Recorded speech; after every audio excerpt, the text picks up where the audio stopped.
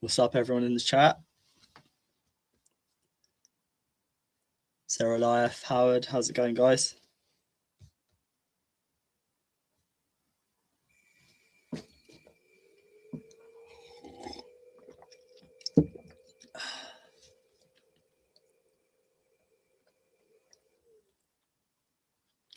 Awesome.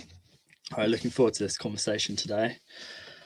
I think Franklin's going to be back in a sec. He's had some issues with his mic. So, yeah. There he is. Namaste, brother. How are you doing? Yeah, really good, thank you. Yourself? Can't complain. It's been a crazy morning. I'm sorry I was late, by the way. My son's mother just... I messaged you to say I was going to be 10 minutes late, and you sent me the link 10 minutes later, so it worked out well. Cosmic telepathy. Yeah, my son's mother went absent without leave. I don't know where she went, like an hour ago. So I've been sort of playing teacher, doing multitasking. So, big love. Zerilat. How are you doing, Zerilat? I hope you're good, man. Speaking of which... yeah, man. It's been a crazy week, to be fair, and I think it's going to get a little bit more crazy as this week goes by, because it is like an intense energy. I just need to silence my phone because it's the time of day when the spam calls start. You know, they're going to try and phone me to sell life insurance and whatever else they think I need. So yeah, Howard, I was saying it was on Facebook, and I sent you a message back on Facebook saying like I hardly ever check my Facebook. So I'm sure it was you, Howard. Was it not you? Maybe I'm mistaken. I thought it was you. But anyway, yeah. So let's jump in the deep end. Let's get rolling. Let's get flying. Picking up from where we were talking about. Oh, it's not you. Okay, Howard. It must have been someone else with the name Howard.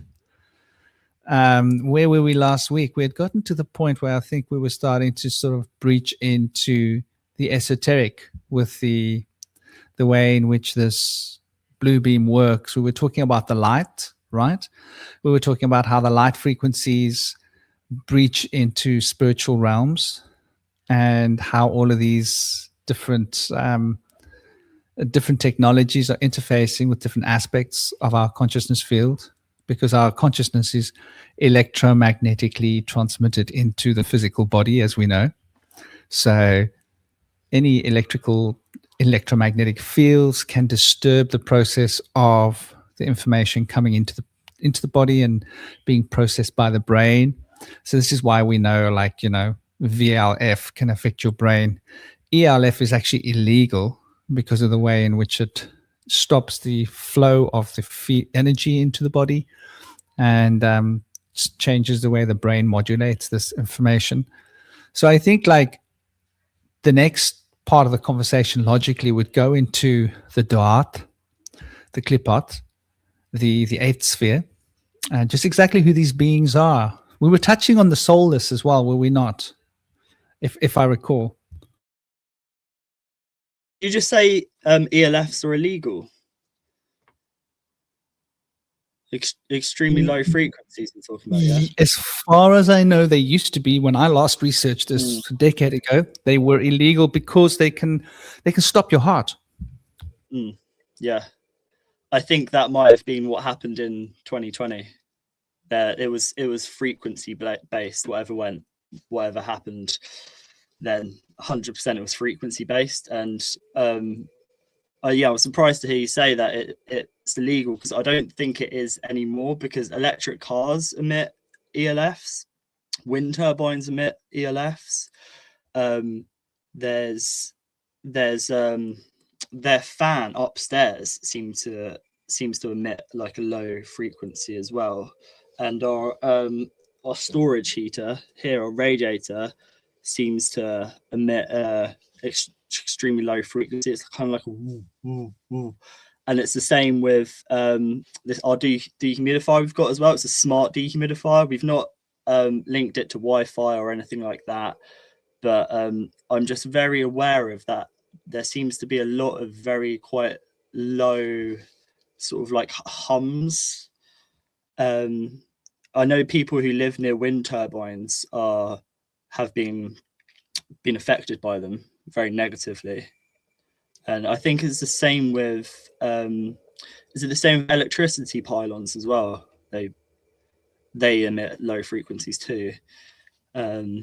But yeah, it seems to be rather than just electricity pylons, it's now electric cars emitting them, which people obviously like sit in when they're driving as well. And when they drive past, it sounds like a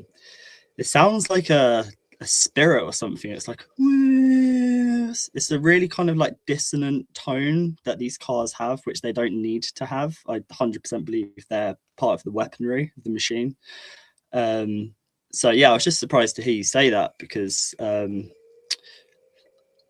don't think they're illegal anymore, or they must have found a loophole, because I just noticed this low frequency everywhere. It's kind of emerging. No. I think let me rephrase what I was getting at. I think it's illegal to manufacture ELF producing pylons or towers. As in, there's a certain background ELF radiation, which is, but ELF, as far as I know, can stop your heart. Let me check.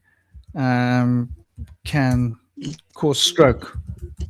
I believe it can cause a stroke. It can stop the heart. No,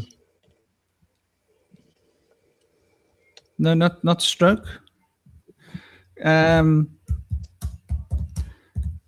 I think it can definitely cause problems with the heart, especially for people who have pacemakers, which includes the electromagnetic 50 to 60 hertz, is not scientifically proven to stop hearts in humans. Am I talking about the right extremely low frequency here? I remember studying up on this stuff. It must have been about 2015 or 2010 or 12, whatever it was.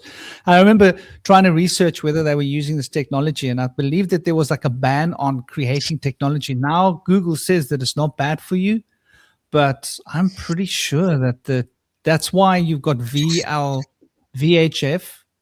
and UHF.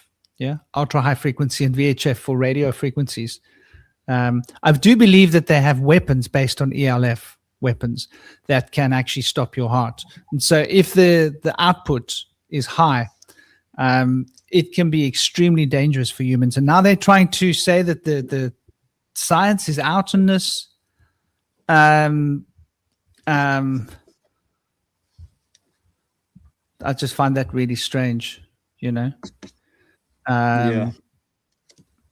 Yeah, that's very strange.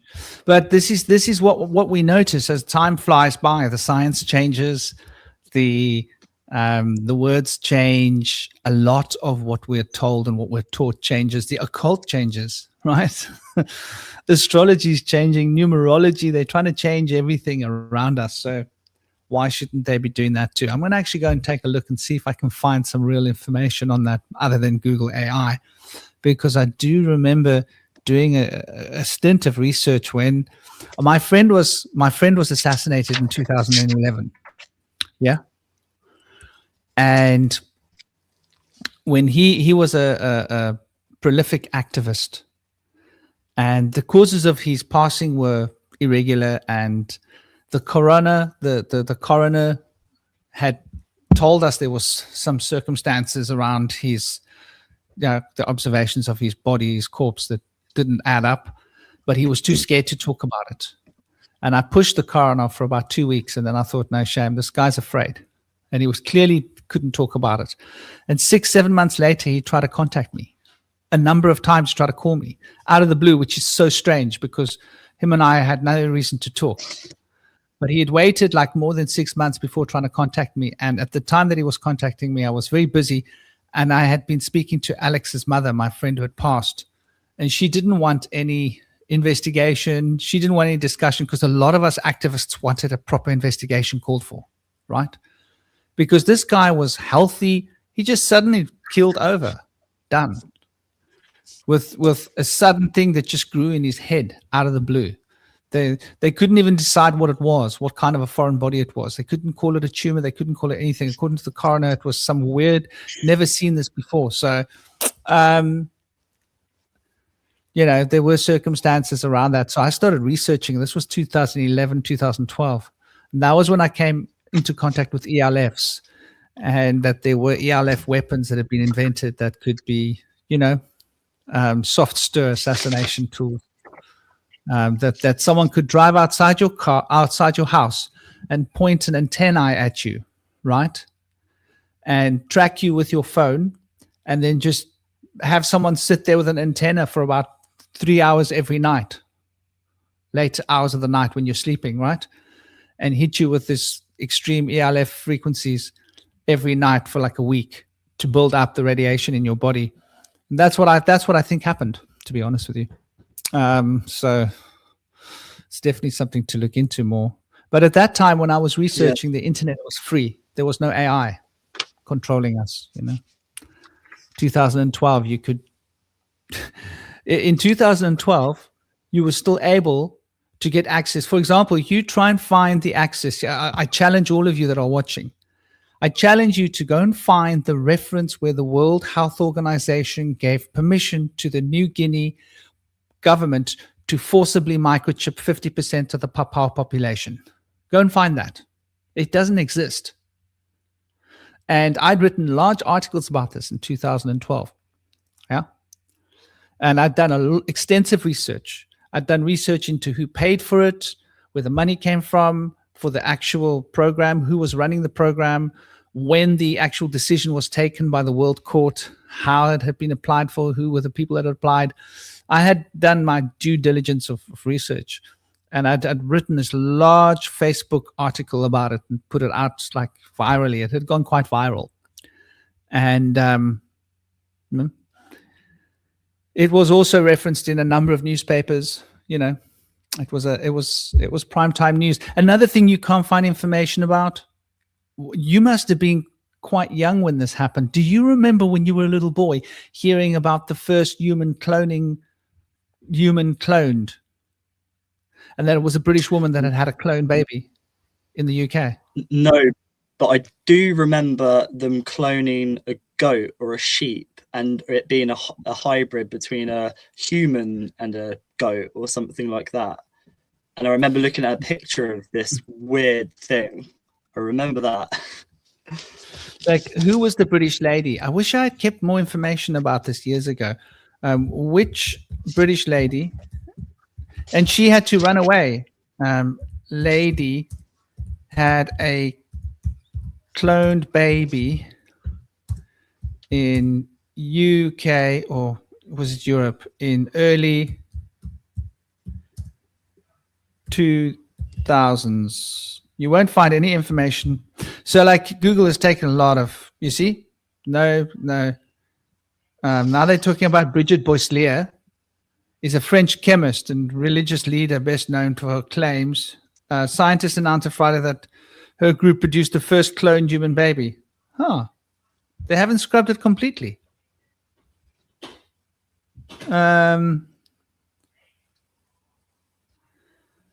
So there is a reference to it in 2002. There we go. And that's when I think I remember hearing about it. But it was prime news in the UK because the lady who'd had this baby had to run away from the paparazzi and from all of the news coverage. And she had vanished. No one knew what had happened to her. Somehow her specific information had gotten leaked into, prime time news. But yeah, so let's get back onto the topic of the energetic frequencies. Before we move on, I just want to mention that the guy who heavily promoted Project Bluebeam, Sturgeon Manath, he died of a heart attack in very suspicious. There's so much to do with like signals and stuff which most people don't understand. Like, they're able to make cats change direction using microwave pulses. They've invented a heart attack gun as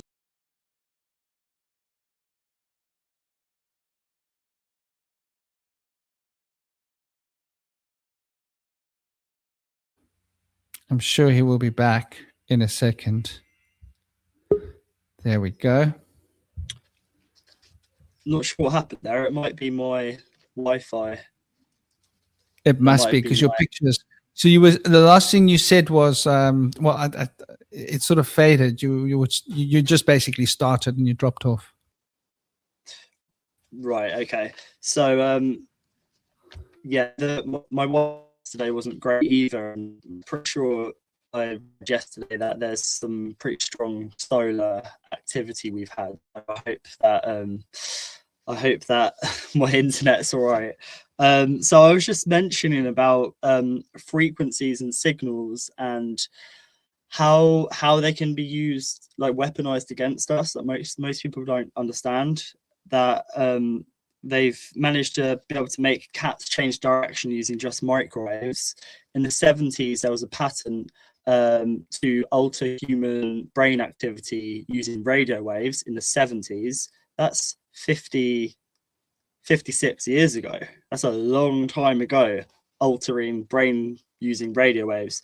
Now you have Apple AirPods, which is mapping the human brain. And then you have this talk of humans interfacing with machines. Let's flip that, because we know everything's inverted. It's not us interfacing with machines, it's machines interfacing with us, and we're the ones paying for it. There was also a heart attack gun created as well. And the guy who wrote or promoted Project Bluebeam, Sergey Monast, he died of a heart attack under very suspicious circumstances. I've mentioned that before, that his daughter was taken away from him because he was homeschooling her, and he was put into prison as well, I think, for a year. And then after he got released from prison, he died of a heart attack. So there's plenty of ways in which signals and frequencies can affect us. Like in World War One, there was a thing called a squawk box, which was a really large speaker which had sound waves like 120 decibels. I think it was in 2001, it might be in the 1990s. I think it might have been in Iraq. There was, I can't find where my notes are. Oh, here we go.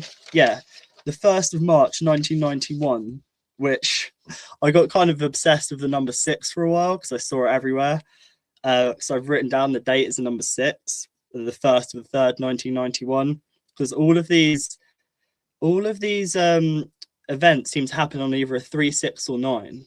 It's crazy. It's either a 3, 6, or 9. So there was a sudden rebellion, and there was a radio signal sent out called Free Iraq or something like that. And basically these people like all put down their weapons because they had the fear of God put into them. And this was like 30 years ago. So they've weaponized frequencies. This is why I call Project Bluebeam Project Fear, because they're projecting fear and they're using the frequency of blue to do this. This is why we see CERN with a 666, Google Chrome with a 666, the World Economic Forum with a 666, because that's the frequency of blue, 6.66. With the direct energy weapons we saw in Maui, that with that blue beam, where all of the blue things were fine because blue doesn't burn blue, it burns everything else.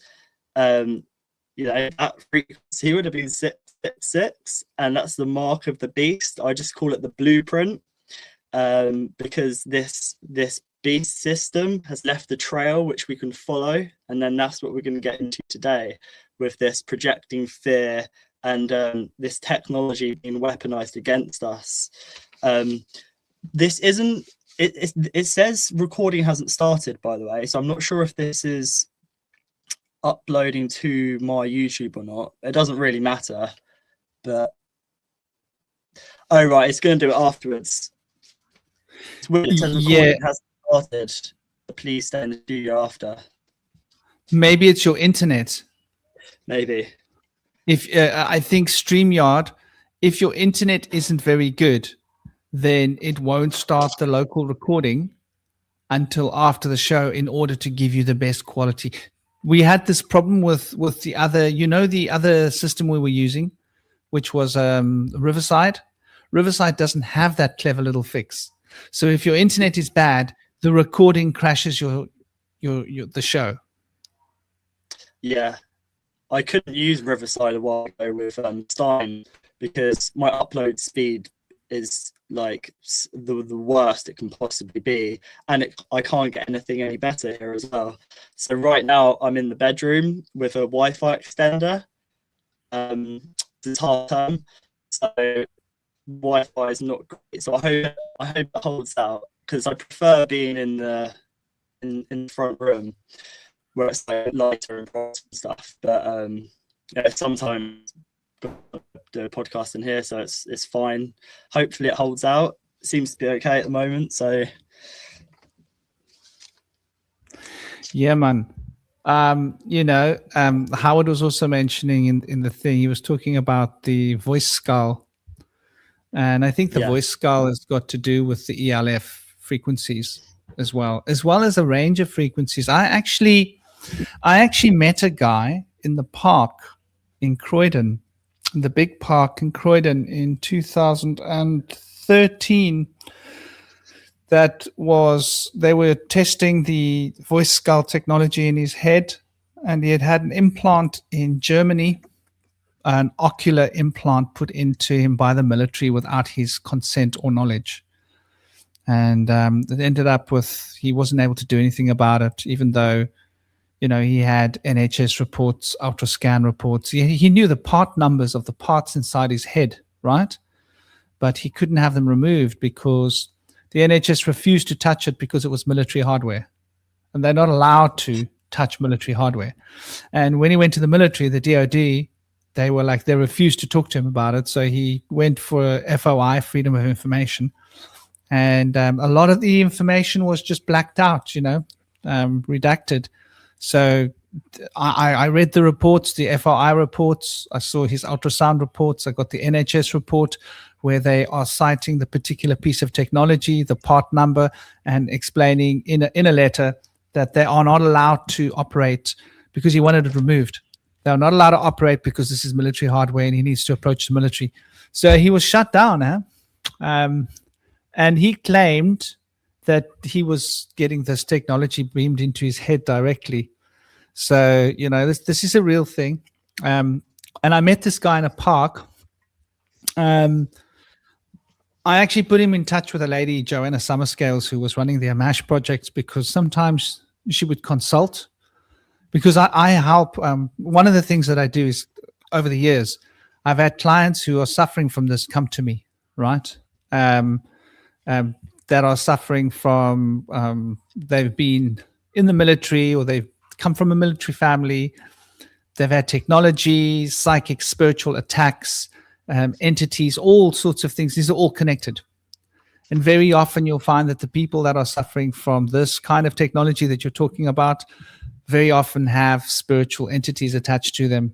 And they usually have a background connection with the military. Normally, it's a generational connection with their father and their father's father and father's father were all prominent figures in the military. That's normally the pattern that I've noticed.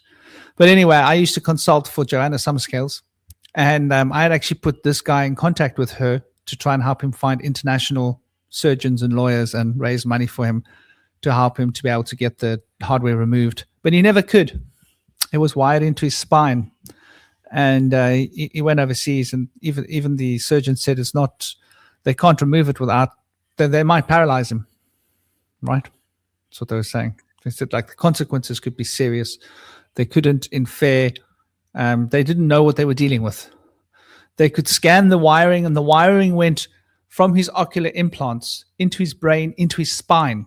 And he had different wired into different parts of his spine. I mean, we're talking very serious technology here. And obviously it had been done to him without his consent or without his knowledge. So I think this often crosses over. And namaste, Vince. How are you doing, Vince? I hope you're good. I hope you're thriving, man. Hope you guys are all good. Yes, and General Shinobi is very blurry, the star. He is, unfortunately, that's his upload speed. Not much we can do about it. It just is what it is. But yeah, so like It is, you know, true.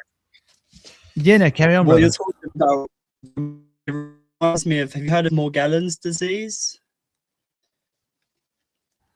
Yeah, as far as I know, I mean, they cite that as being a product of a tick bite or ticks.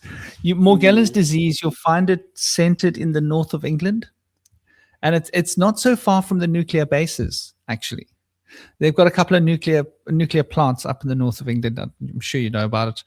And there are places on the outskirts of those nuclear plants where they have these particular ticks that apparently bite you and give you Morgellons disease. But that Morgellons disease does seem like it's.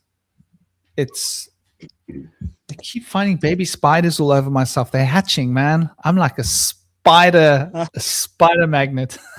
For the most part, they don't bite me, so it's okay. But I'm scared I'm going to squash them. I'm scared I'm going to hurt them. And I never hurt spiders. I have a lot of respect for the little fellas. But Spider is a web spinner, you know. She spun this reality, this Maya for us. So she's an important part of our exploration into the other side, the underworld. Namaste. How you doing? Dear Zerilat, Hey, I hope you're having a good day, man. hey, Hey, man. I'm doing good. From periodically, I'll need to check in with my GPS, but I'm good for the first length of my not memorized journey, which will be over by the end of the week anyway. You're driving for a week. This assignment has me on one particular commute every day. I'm in construction, so I go from job site to job site. Right. Yeah. Got you. Yeah. So I got 90 minutes because I had to take a long one to get back into employment. Okay, sweet, man. So yeah, if you could just mute yourself when you're not talking, because we can hear your car in the background. Yeah. So this Morgellons disease, as far as I know, it creates a grid through your body, right? And it's almost like a metallic kind of a substance that grows. Is it organic? Is it not organic? I don't know the story of Morgellons. I think it's one of the best cover-ups that there is, because I've known people with Morgellons. I've had a lot of clients with Morgellons, and it feels like it's unnatural, like, you know, maybe nanotechnology. I don't know. What are your thoughts? Silica-based technology, silica-based life Pretty forms sure. is what they want to make things out of. And the jab, like the calamari stuff that's in the arteries of many of the mRNA people, that's it's the same. It's not the same, but it's the same like level of technology.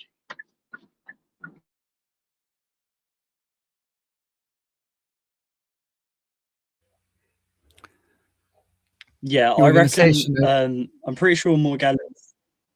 Well, I think it comes from. It's something to do with what's in the air, what's being released in the air, and the reason why I think this, because music videos, films, TV series, they speak 1,000 words, and there's a Katy Perry song called E.T. Extraterrestrial, and in that music video there's about this a 2-second clip where I can't remember what the lyrics are, which is probably a good thing, but it basically shows an aeroplane leaving a white trail, and then it shows a horse having sex, like penetration, and then it shows like a machine, and it's like in songs like this, they're telling us that stuff is coming from the sky, this smart ass technology, it's entering us, and they're literally doing tests on us.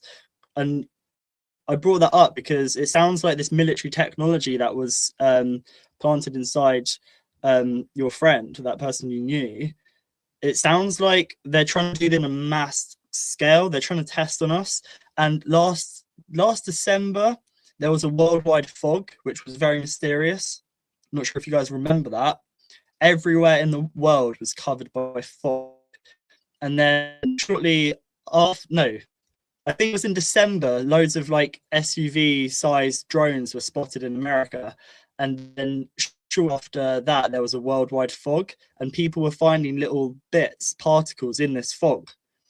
And I would theorize that this fog was giving people respiratory issues. And that's what this does, is it gives people respiratory issues.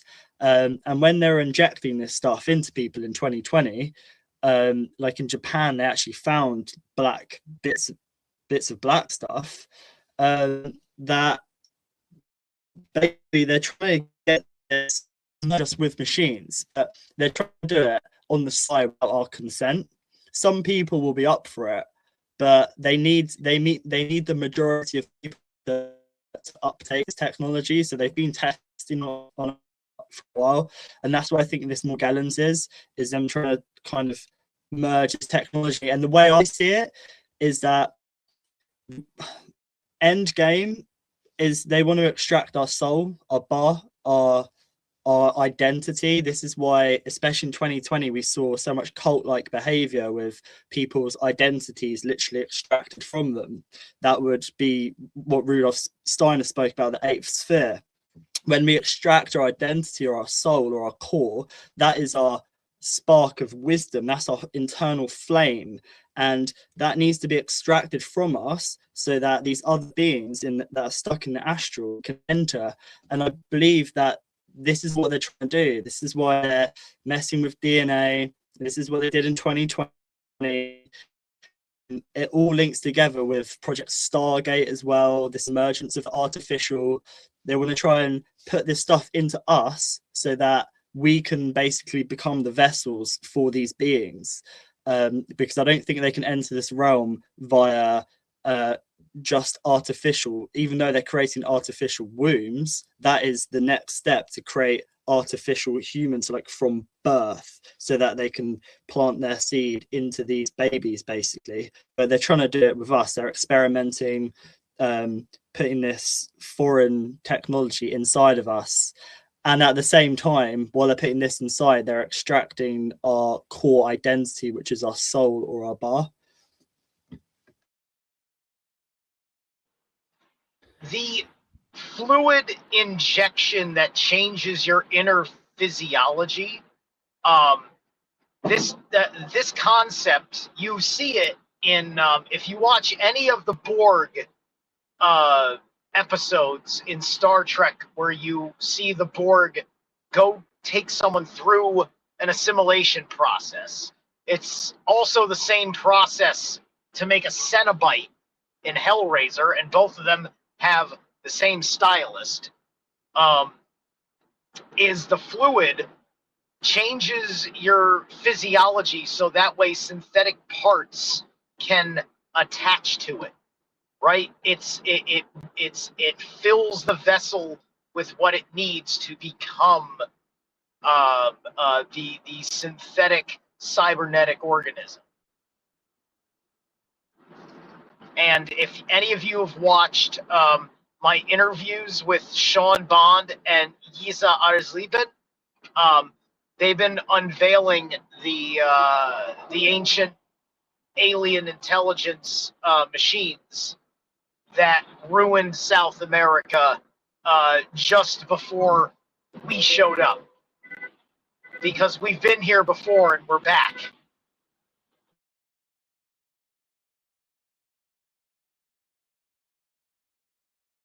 Yeah, that's an interesting point. I think, like, when we talk about Morgellons, and here's an interesting point. I remember coming across theories, like, once again, decade ago. No, 2 decades ago. Is it really that long? No, it's not 2 decades ago. I'm exaggerating. Or 2012. 2013. I think that must have been a time when I was researching this. I was doing a lot of research over those years. And maybe even before, maybe 2008, I did different kinds of research over the decades. But the BT cotton came up. And the reason I was researching the BT cotton was I'd come back from India in 2007, and I'd done a full research about Seminus seeds and all of the Indian farming practices and how much of the cotton is farmed in India and whereabout, and what percentage of the world's cotton is BT cotton. And BT cotton, for those who don't know, is a genetically modified strain of cotton that mixes animal and plant genetics. And so you can see that Morgellons is one of the most debated topics, and that there are different experts that have different opinions on it. And obviously, there are certain experts that are endorsed by the state and the organized groups. But I think you might be right, Shinobi. I think there's a spiritual, psychic component to this.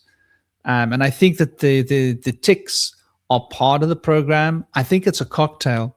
I think that this is an example. This is part of an example of the psychic attack, which I categorize as being part of the largest scale of the Blue Beam projects, which is basically to overwhelm our senses with information.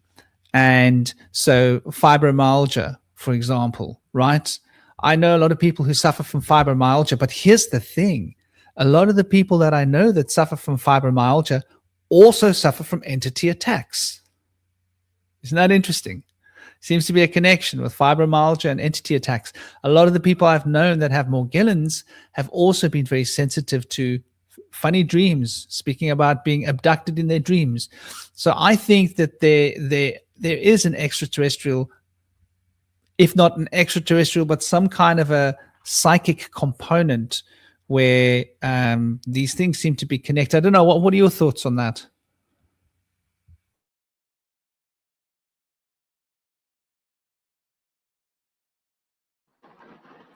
Well, I have the thought of the reality of etheric implants. Many of us have them. There's also the etheric level of genetic tampering, right?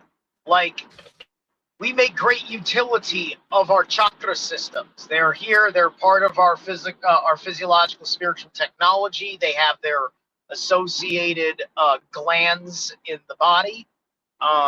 However, that system was meant to interfere with our relationship to effectively the Dantian system, which is the tripart human soul, which is keeping you in that reminder of the 3, which is also the 9, right? Because they don't want us to know that we are 9. I am 9. There are 9 consciousnesses in council at all times within me. This is part of the stuff that makes you as what you are. The more conscious you are of it, the more in control you are of it. And the way they've tampered with Kundalini consciousness with all these different Eastern practices has been about like forcing too much on something, right? You're overwatering the plant. You're frying the flower in the sun. It's all this stuff. You just have to treat it like a vine that grows on you. That's kind of more of a parasite, but the parasite's not harming anyone, and you haven't figured out how to get rid of it yet. But you can work around it. That's the ultimate truth with that, because it was installed later when the incursion happened. The dark sorcerers were taking advice from the dark ones.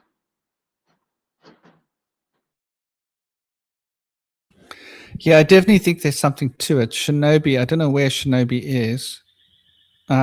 He's got this connected here, but it's not. He needs to refresh that and come back in. His mic and his thing was off. Namaste, Tomru. How are you doing? Shinobi's going to be coming back in. Yeah, YouTube was rejecting my comments. I was trying to tell Shinobi that his mic and his cam were disconnected and that he needs to re-enter the studio because there was like a little red flag next to his box, his name. and that's why it couldn't go on the screen. And YouTube blocked it twice. I don't know what I said. Apparently it was spam because I was talking to Shinobi. Isn't that weird, huh? I've never really seen YouTube rejecting spam of the actual person who's doing the show. That's very strange. But you know, AI for you, this is what we get. I think the idea that you share there about etheric implants is a very real one. You know, I deal with this with clients as well. And you know, from time to time I have to, wow, there's a brand new you. Look at Shinobi looking all sharp and sorted there. Sorry about that, guys.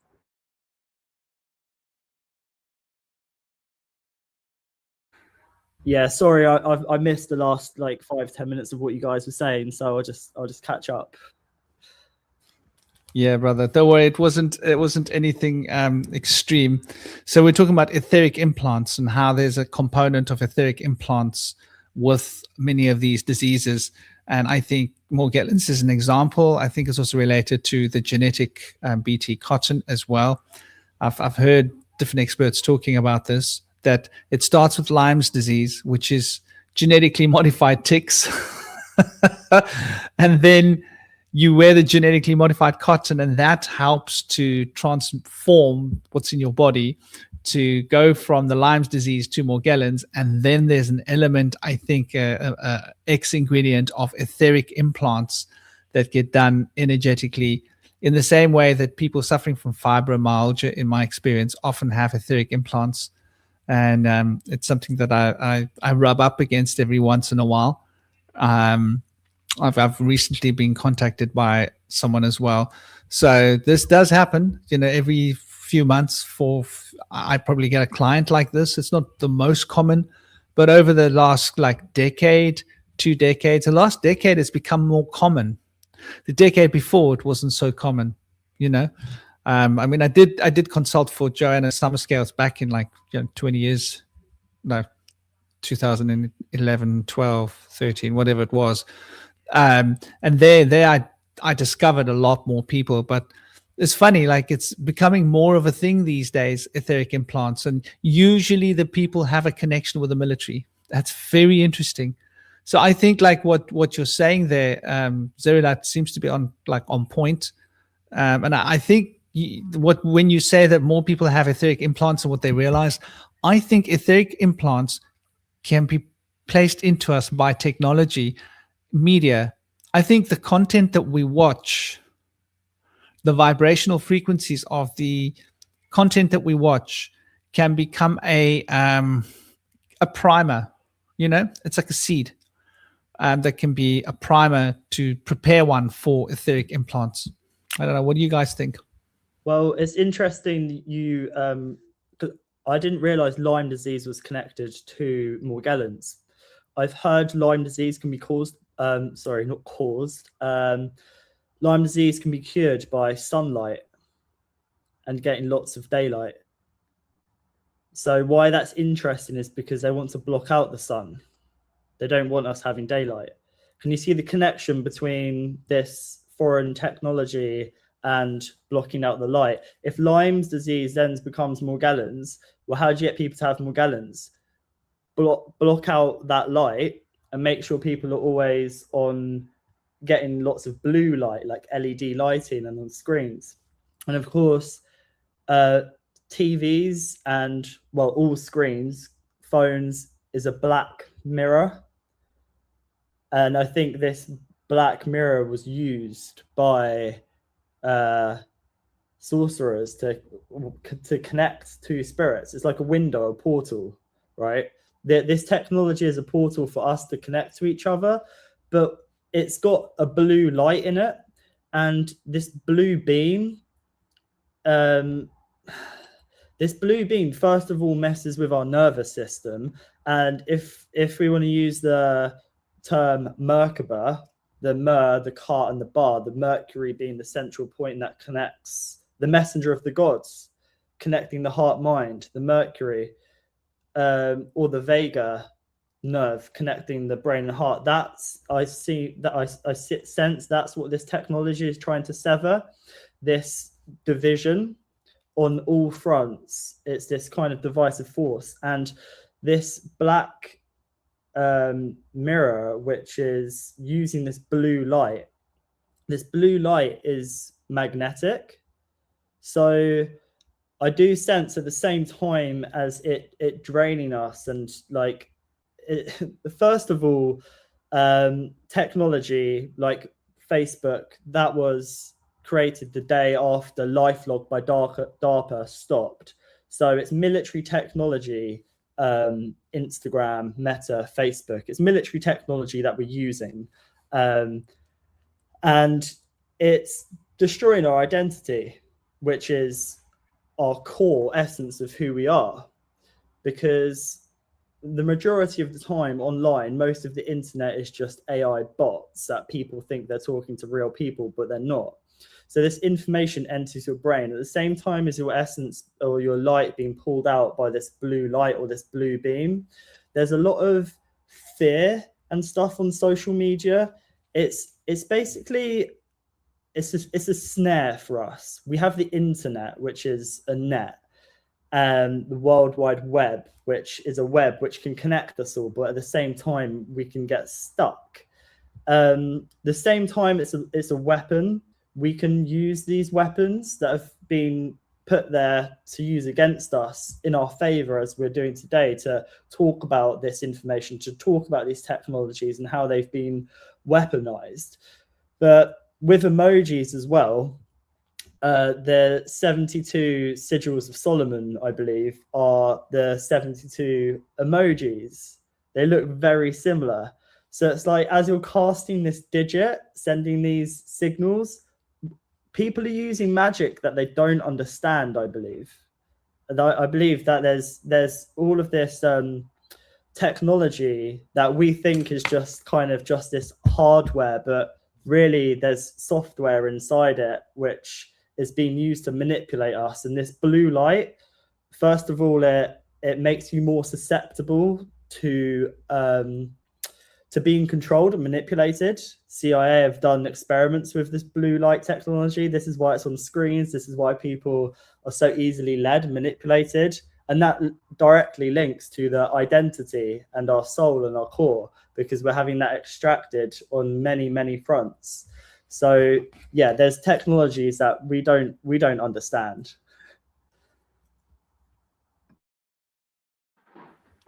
Yeah, it's interesting, 2001. Yeah. 2001: A Space Odyssey. The dimensions of all of the most effective viewership has been the 16:9 aspect ratio. The movie screen in which you're watching 2001 was a 16:9 aspect ratio, and you are watching an obelisk on the screen control the mind of man in a 16:9 aspect ratio of its own, three-dimensionally. Yeah, these black obsidian scrying slabs are miniaturized versions of the monolith. If you follow the narrative of what's happening to the main character after you've interpreted the introduction side of the film, right?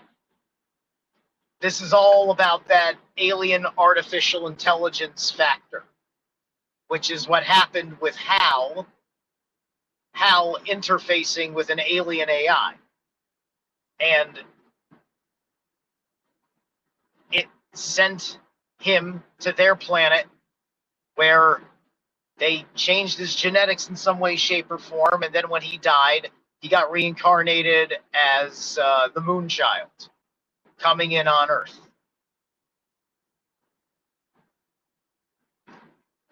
That's basically what's going on. That's part of the dark occultist's black magic ritual work.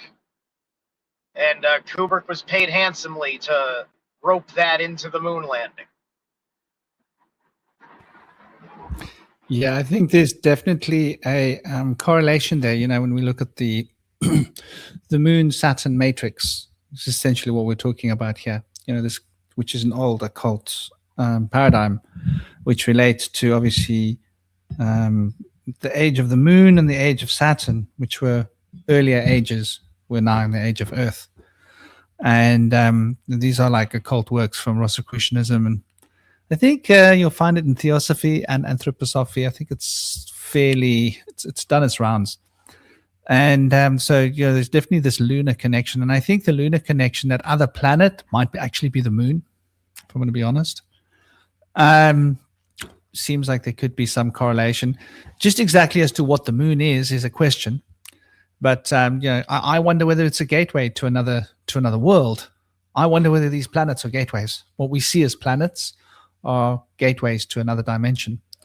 That's quite highly possible, living in this multidimensional paradigm that we do live in. And I think that, the moon child, the idea of moon child makes me think of Aleister Crowley, of course. What did he call his daughter? What are her names? And it also makes me think of Frank Zappa. What was Frank Zappa's daughter called? Moon? I forget. She called herself Moon in the end because it was a bit much. But yeah, I do think that the idea of this remodeling of the genetics in a whole is a big thing, which is sort of why we started off by mentioning that the actual Eve that I mentioned before, right? And just to bring it back to what we were talking about before, you guys remembered a goat, right? Well, I remember this. Just to bring it back, since we're talking about the genetics, yeah.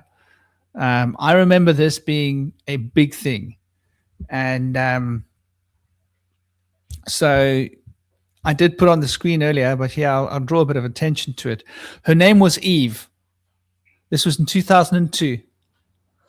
And the 31-year-old American woman was born outside of the United States. The rumors that I had heard in 2002 was that she was born in the UK and then removed from the UK to somewhere else in Europe, and from there to Eastern Europe, and from there I don't know where, probably Southeast Asia, somewhere where there was an extradition, or and it's quite a big story. But this was big news I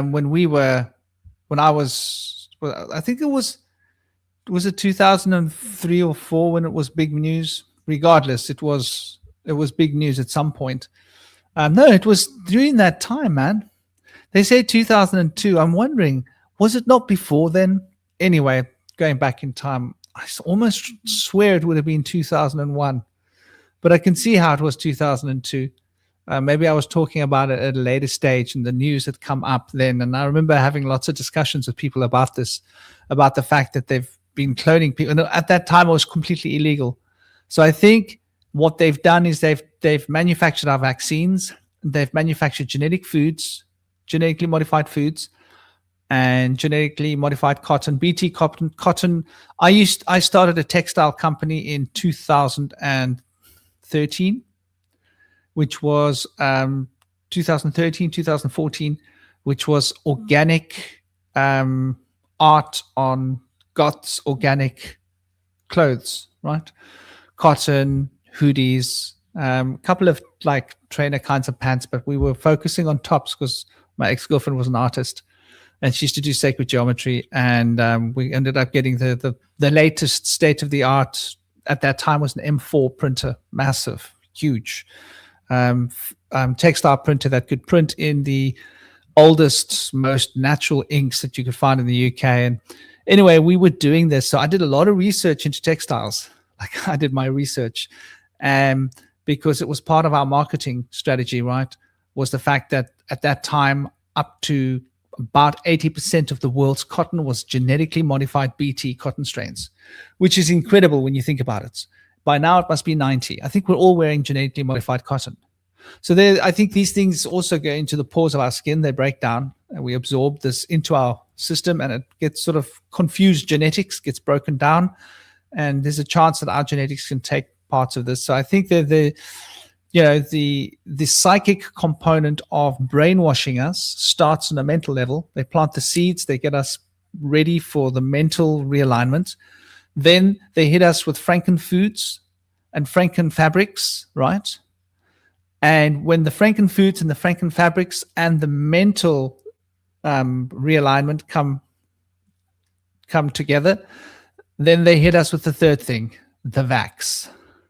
And between the Franken foods, Franken cotton, vax, and all the other synthetic cottons that we're wearing as well. And I wonder whether there's a connection with synthetic fibers being worn on the body and what some of the synthetic things that they claim they might be finding in Morgellons. Although a lot of claims are unverified because it's very tightly controlled. I did come across research once again decades ago that Morgellons might have been a militarily created disease as part of a test for creating weapons. And it's like a slow weapon that you can attack a neighboring country with, right? And that generation gets sick. And that country spends all of its money on healthcare trying to look after the sick. And that way you get to dominate economically, you know? So whether that's true or not, I don't know. A lot of this is unverified.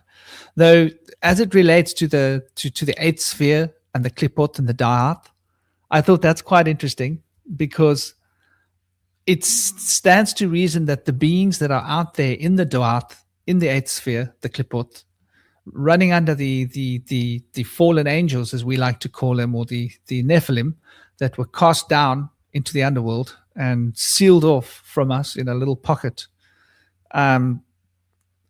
Those beings are desperately trying to get access to this physical realm. And in order for them to be able to operate through us, I think they need to change our DNA. I think they need to change our genetics. I think they need to change our psychic conditions using mind control. They want to change our bodies because we are very powerful beings. We don't know how powerful we are, right? So we can actually influence them with our thought power, right? We can control them. We can move them around like chess pieces on a board if we want to. So they want to downgrade our DNA and mangle our DNA to the point where we lose touch with our personal sovereignty and our personal spiritual power in order for us to be more easily manipulated and thus become hosts for these entities. I think that's very much connected with many of these diseases. Because if think about it, if you've got like a heavy disease like Morgellons or something, you spend all of your time and your life and your energy just trying to fight that disease. It leaves you wide open to psychic attacks. I don't know. What do you guys think? Do you think that's plausible? Soul code genetics. I've been talking about this ever since everybody started talking about the cloning system in the Epstein files. So what I actually have done is I highly recommend on my channel, I did a collaboration session with King of Cups, Chris, who's a friend from back in the day when I was on Weaving Spiders. And we're still in touch. We're going to work together in the future. And me and him, and I can't remember if there was someone else there. Forgive me if I'm forgetting a friend. We covered Guardians of the Galaxy 3 and broke that down because that guy was a evil geneticist also, who was doing all sorts of eugenics and trying to create the Gattaca future for the entire fucking universe. Right? So our soul codes is how the invasion happens. They tamper with the codes like this. It takes the channel, closes off consciousness, like the way they regulated consciousness with Kundalini, but it closes off consciousness to a thrall-like state of mindless servitude. And then you can be hosted like an agent in the Matrix, and you'll be networked in on their 6G plus grid that'll be coming by the time they're doing this with real synthetic control mechanisms in our world, right? But those of us that are keeping it pure, we have to fight off the infection, but we're not going to be compromised.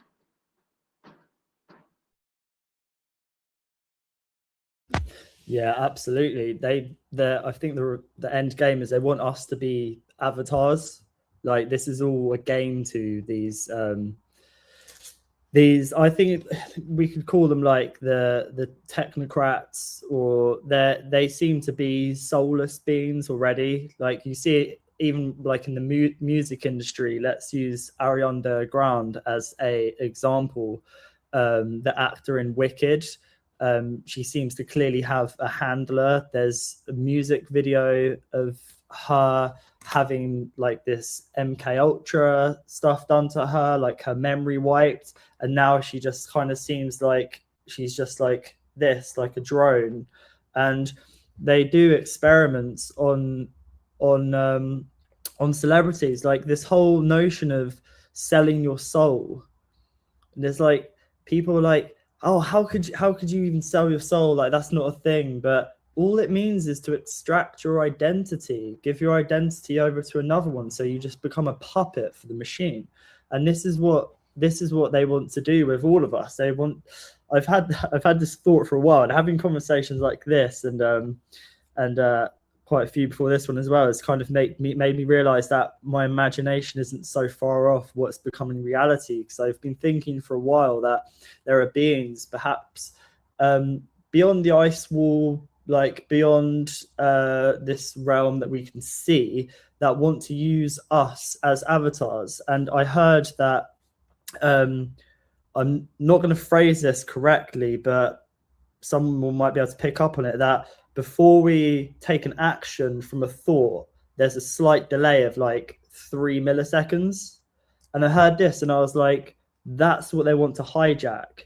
And I think that's the bridge between the subconscious and conscious mind, that if we're doing things but not knowing that we're really doing it, we could do something, be walking through life, but like in a trance, and that there could actually be other beings controlling us. And we do things, pick up something, have a drink, walk down the road, and think that we're doing it for a purpose for us, but really we're just being like played by other beings. And when I was younger, I used to have this I think that these beings do tests on kids. When I was younger, I used to do this thing where there used to be a lamppost about like 10-20 feet ahead of me, and I used to have this thought of, you need to get to that lamppost in like before this next car comes. Like, I was kind of having a race, otherwise something really bad would happen. Like, to have these thoughts that, like, thinking about it now, I don't think that was me. I think that was other beings trying to hijack my consciousness and trying to trick me into doing something. And if I didn't do it, something really bad would happen. So I'd get to the lamppost before a car, and I'd be like, whew.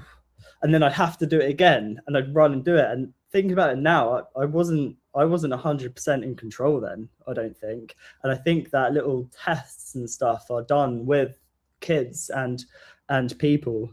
But yeah, I'm just wondering, like, do you guys have any info on what the stag symbolism could be? Because I watched a trailer for this film coming out on July the 18th called Disclosure or something like that, or it's something to do with there being alien disclosure, which I've heard is going to happen in July, possibly July the 4th. But this film is coming out on July the 18th, because they always bring out a movie to tie in with what's really going on.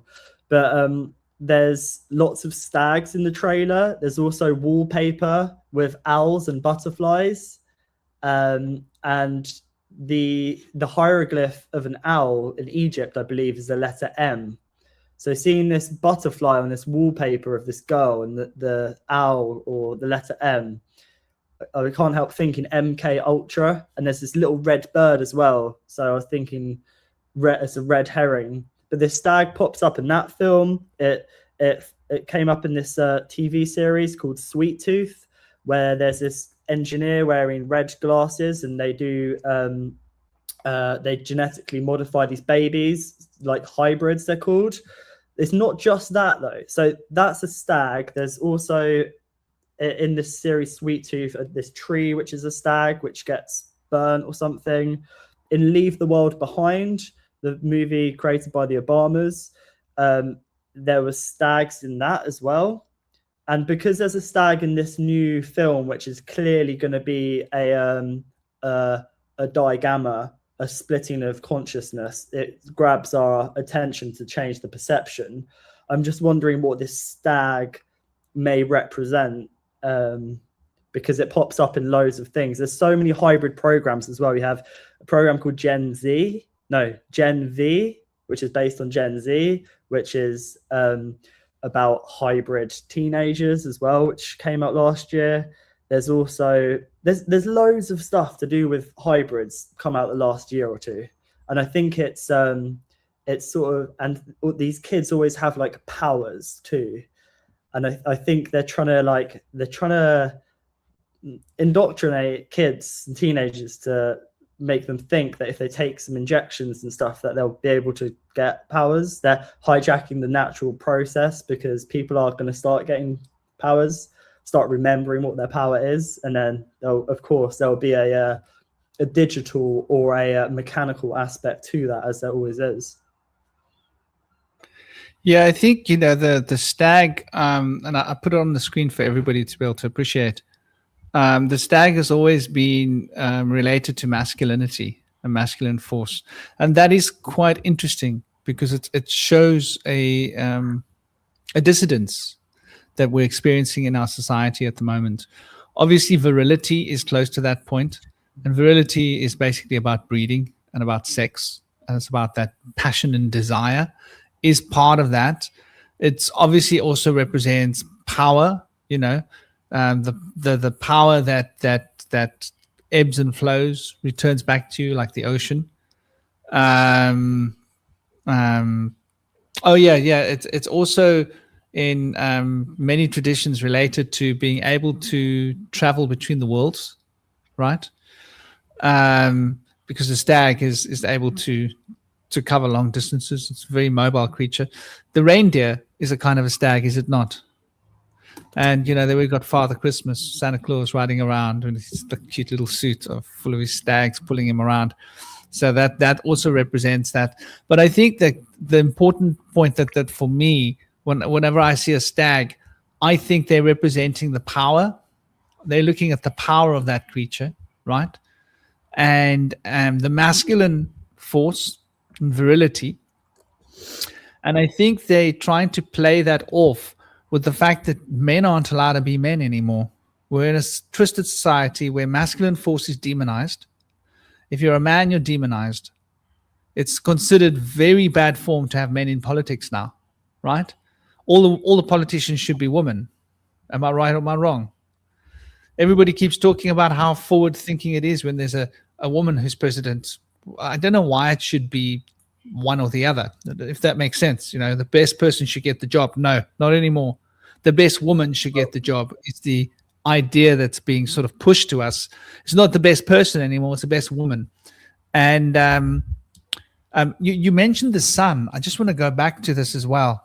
I think there's an element with the triple sun element that relates to the connection of the stag with that power pouring out of the sun, that regenerative power and that force of life. Which is also the same as an ejaculation, like if we're going to look at it clearly, and how that ejaculation regenerates, energy, and how that can generate another copy of ourselves. So the idea of a seed is also close to the idea of a stag, I believe. It represents the seed potential, which is masculine force, represents the seed potential. But the womb, the feminine, is where all of the work happens, right? That's the heavy digging, that's the soil, that's where the darkness is for the seed to be able to germinate and produce the hybrid, the new life that is produced when the seed is within the feminine. So that's why we speak of a man's seed still to this day. And I think another interesting point is that they're not just trying to demonize masculinity. They're not just trying to demonize man. And I was speaking to my girlfriend about this the other day, And she didn't quite agree. And I was like, well, fair enough. I went to an all-boys school. And in the all-boys school, there was a lot of crap that happened that wasn't cool. But I remember when I was young, we were allowed to have fisticuffs. We weren't allowed to have fisticuffs. No, let me rephrase that. If we had fisticuffs and nobody got badly harmed, we got cuts. And that was the end of the story, right? If we did it all the time and we were constantly then it would be an issue. But there was a saying that boys will be boys when I was young, like back in the 80s and the 90s, and even as a teenager. And as long as we were sensible about how we behaved, it was okay.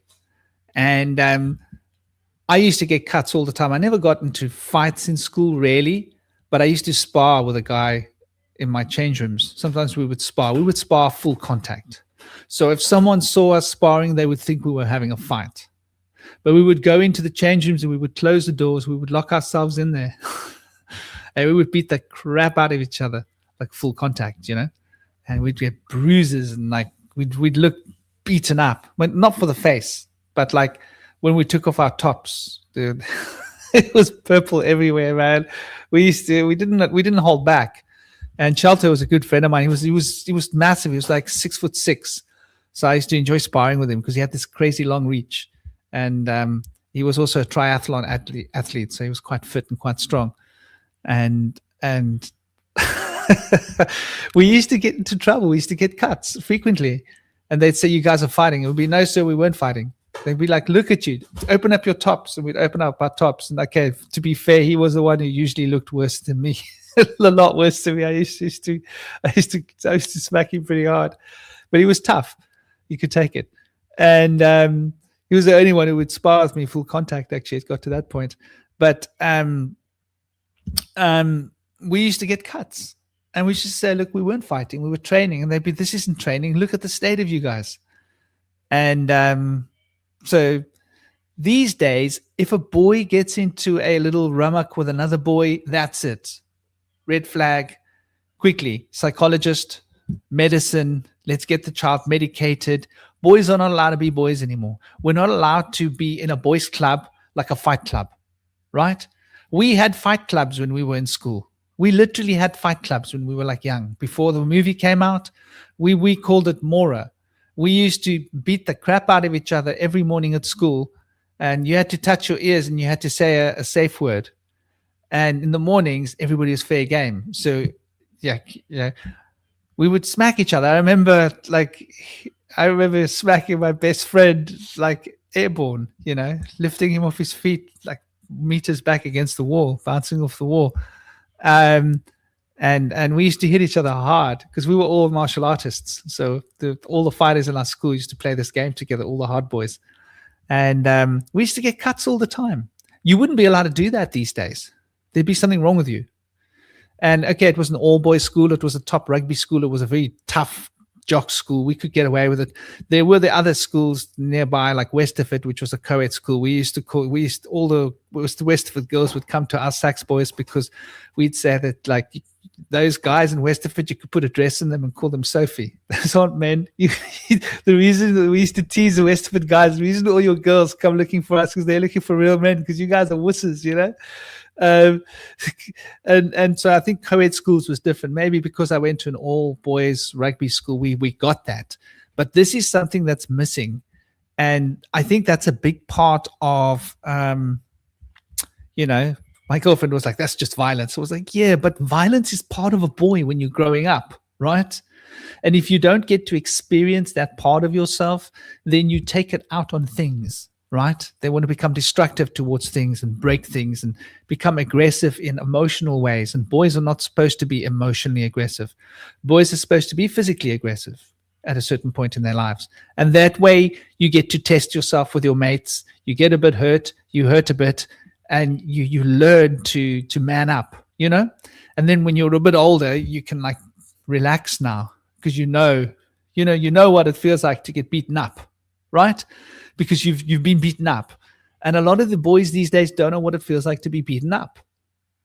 And I think this looks good on paper, But these are rites of passages that boys are supposed to go through. And so boys are being so emasculated and mollycoddled by their mothers that they don't get that feeling anymore. And so I think there's a big societal issue here with why masculinity is being so repressed, why femininity is being pushed up, and then the women are being told they need to act like men. Which is, I got the answer. yeah, I've been chomping at the bit on this one because, you know, story of my life also. There has been, this is part of the collective ego of the of the realm since the fall of Rome.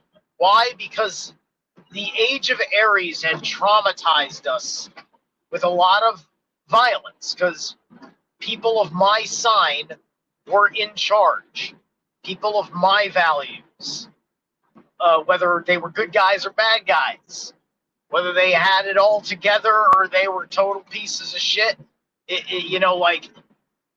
people looked at these like initiatory, actionative confidants, and you get your Julius Caesars and whatnot, and all this glory of war and everything else. And so, because we don't understand ourselves very well, the answer when the age of Pisces was just flood it out, just put out the fire. Anger became a sin in and of itself. We took, and like we used the principle of the issue of wrath, and we demonized like the seven. They're not sins. They're fucking. You call them temptations, but like there's a lust component involved when mom and dad had love and made you, right? You'd be lying to yourself if there wasn't some carnal yearning that is taboo, makes everybody cringe, but it's going to be just fine between you and your lover when you're 90 years old and you're disgusting anyway, like everybody else will be, right? But anyway, we have an issue where we're not allowed to get angry anymore. You ever saw the movie Equilibrium, which came out around the same time as The Matrix? Dystopian universe. Everybody is drugged to have fucking, to be fucking, everybody's emotionally even, right? You've got the regulation of Neo's mood with the analyst in the fourth Matrix film. He wears the blue glasses when he talks to him. Same fucking difference. There's needs to be a new reconciliation because Aries is the least mature of the signs, but it is also the most optimistic at the same time, but it's also what makes it very destructive, because when an Aries knows that what is coming ahead is good or bad, they're going to flip the fuck out because they're going to be in the front of it. I've been in the front of this. Jeffrey Epstein has been my invisible arch enemy forever with his fucking values and the particular fact that he had so many friends in my backyard. You ask me if that guy looks like he'd survive 5 minutes as a respectable human being in the Roman Empire. Right? We're not allowed to get fucking angry, and it'll be the women, because this is part of a collective agreement in the way women think is part of what they want to see men like. Because they're ultra terrified, especially when we call them out on their bullshit collectively as a gender, which, you can see where those agreements happen amongst men and where they are natural agreements versus some real nasty, dehumanizing fucking point that somebody wants to make about a woman, and all the various reasons why those things exist. So, this is Dragon Mother taming her fucking dragon, defanging it, and not thinking that someone else is training a better dragon. And that's what's been done to us. The evil of the women is not understood, because if you've never met a man who is weak as shit, who a woman puts in the pound, I mean, like, yeah, and then blame it all on the weak son of a fucking bitch that you wanted to fucking do this way. Because it's all fine for you as long as the world continues to revolve around you. And that's why Madonna fucking goes out there with her fucking fat ass. And, you know, and everybody adores her, nobody says shit. Like, the bitch don't want to get off the fucking throne. Her time's fucking up. Oh yeah, and Jeffrey Epstein fucking made fun of her as a goy.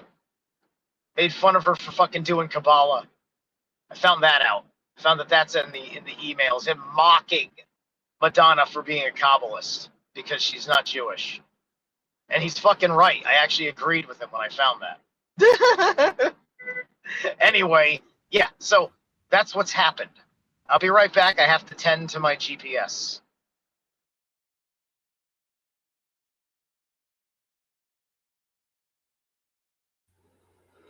Shinobi, brother, did you have anything you wanted to say? Or you sort of... I definitely do, but I'm just waiting for Ori to...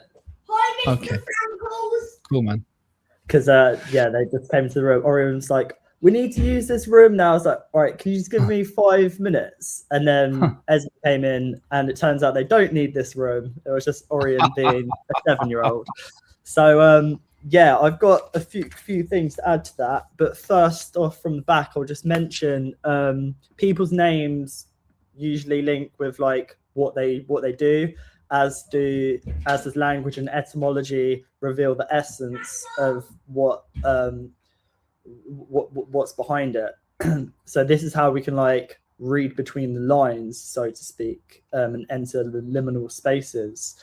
So with Jeffrey Epstein and his building, blue and white stripe with a gold dome on top, looks much like the Argentinian flag, which Israel did want to have as their homeland before. The choice was Palestine or Argentina. They chose Palestine, but it's interesting with this blue and white stripe building with the gold on top, because Ellen DeGeneres, you know, that talk show host who it turns out is a cannibal according to the Epstein files, her name, Ellen DeGeneres, is Ellen Degenerate. You could pronounce it like that. If you read between the lines, DeGeneres, it's Ellen Degenerate. We should start calling her now. Anyway, I don't understand how people didn't notice this, because I saw this a while ago. Perhaps people did, but nothing was really mentioned about it. Is her background for her talk show was Epstein's building. It was Epstein's island. And they've just been showing it in our faces this whole time. So I just wanted to mention that so that when future things happen, we can kind of recognize them. And yeah, just with Bluebeam, and you were talking about sort of like this apathetic, was it like the state of apathy, kind of like a neutral emotion, kind of reminds me of the blue pill in the Matrix, just going back to sleep. So that is like this blue beam, blue screen, blue pilled, asleep, but people thinking they're awake, but really they're just in another dream, sleepwalking through life as a trance human, just stuck in a trance. And this is done via entertainment, bread and circuses. So this stuff enters our minds, holds it, and contains it. And then the ment is the mint as well. Mint and ment are interchangeable. You have the royal mint, which like in the banks where our energy is stored. Like this is where like our energy is extracted and then stuck in the banks. Like water and gold are both current. They both have magical properties, so to speak. And so the ment is the mint, which is the mind. And this brings me back to the Minotaur as well, because if you split the word Minotaur, it's minor, which is a child, and tor, which is the toroidal field, the energy of children. This is the bullhead, which is Moloch, which was worshipped during the age of Aries 6,000 years ago, by fire. Of course, Aries is ruled by fire, and it's still happening today. And in the Bible, like, this is why I started looking into all this stuff, is because I wanted to have faith in something, and I was like, how can I have faith in what we're told what God is? It's ridiculous. Like, when in the Bible, when it mentions Lord, what's Lord? Jesus isn't Lord. He's not a king. He was a great man who we should all be attaining to be, but he's not the only Son of God. He's not a king. He's not the Lord. Do you know what Lord is? Lord is Baal. Who's Baal? Baal is Moloch. Was Moloch is a bull god, the bullhead. This is also Marduk, worship me before all others. I am the one and only. This is also the demiurge. I was also hypothesized that this is the new age of Horus as well, because much like Marduk slayed Tiamat into two pieces, young Horus beheaded Isis and cut Isis, his mother, into two pieces. He beheaded her. So this is the same story. And also Horus was created by Isis without the father. They could never find Osiris's phallus.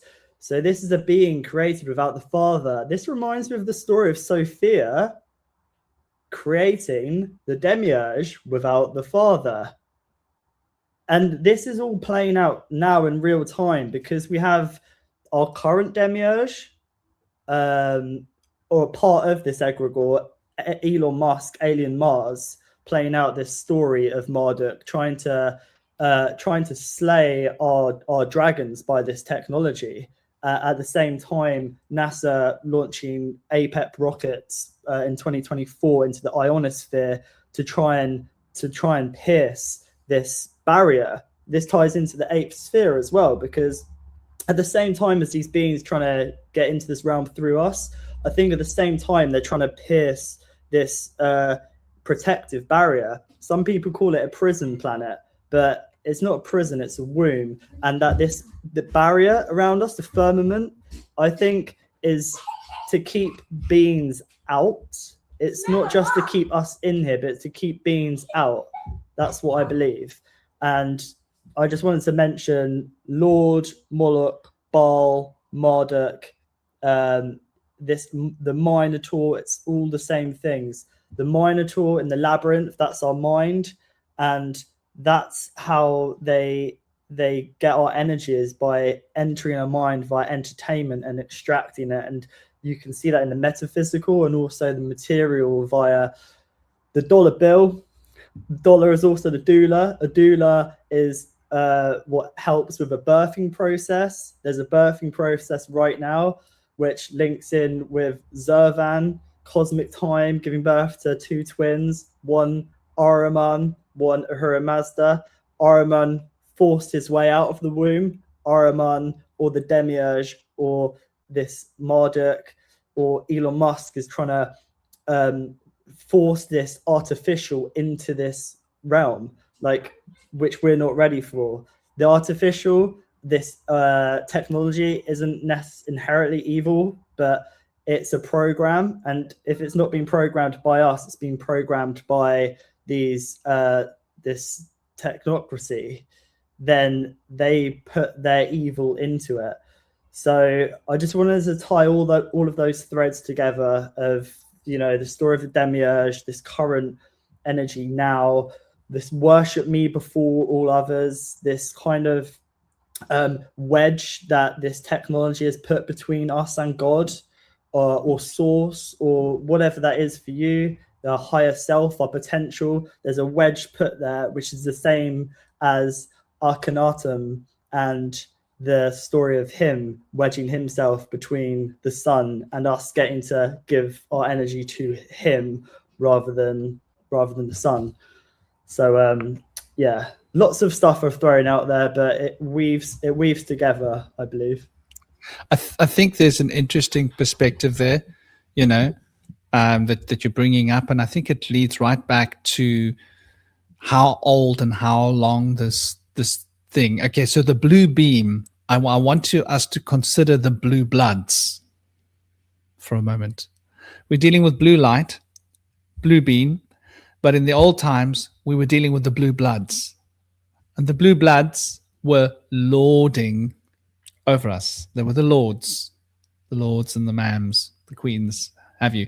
So a lord is somebody who is in charge, and they make the decisions effectively.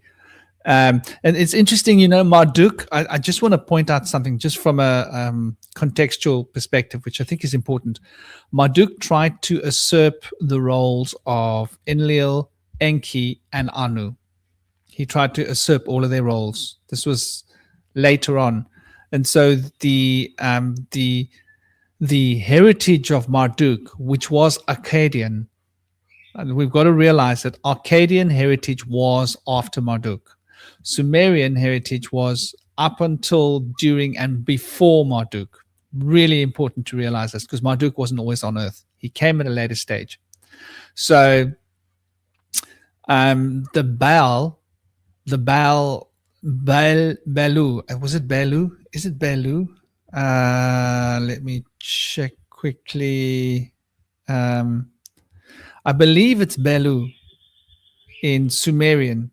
Yeah, Belu, which we know as Baal, is a title that was reserved for any of the deities. But we're calling them deities because this is how it's been presented in the Akkadian writings. But in the Sumerian writings, it's presented differently. In the Sumerian writings, they're not quite deified in the same way. They're much more human in their context. It was Marduk that wanted to become the sun god, and so he supplanted everybody else. But in the previous, they are considered as the supreme commander and the supreme lord of earth, and that was first Enki and then Enlil. So both Enki, Enlil, and Anu were all Baal, because Baal is a title, right? This is not actually a name, it's a title. And Marduk then forced all of the writings and all of the information about the predecessors to be destroyed, and he wanted to be the only one. And then later on, he was known as Re, right? So that this is what my research has shown, that at a later epoch we spoke about Baal as Re, and also these beings lived for a really long time. So they didn't live short lives like us; they lived thousands and thousands of years. So they lived across different generational phases, different epochs, if you will. They had their feet in one epoch, their head in another epoch, and their body stretched an epoch, effectively. But getting it back to this idea that the blue bloods are then the ancestors of those that were mixed with those original lords. This is why we call them lords. And so the original proto blue beam was the blue blood, right? And the blue blood managed humanity for the eighth sphere, the Qlippoth and the Dwarth, and for the beings that were preying on humanity. And so this was why the lords would have contests and would torture people and would hang people. London, what was London Bridge, right? London Bridge used to be a hanging tower for people.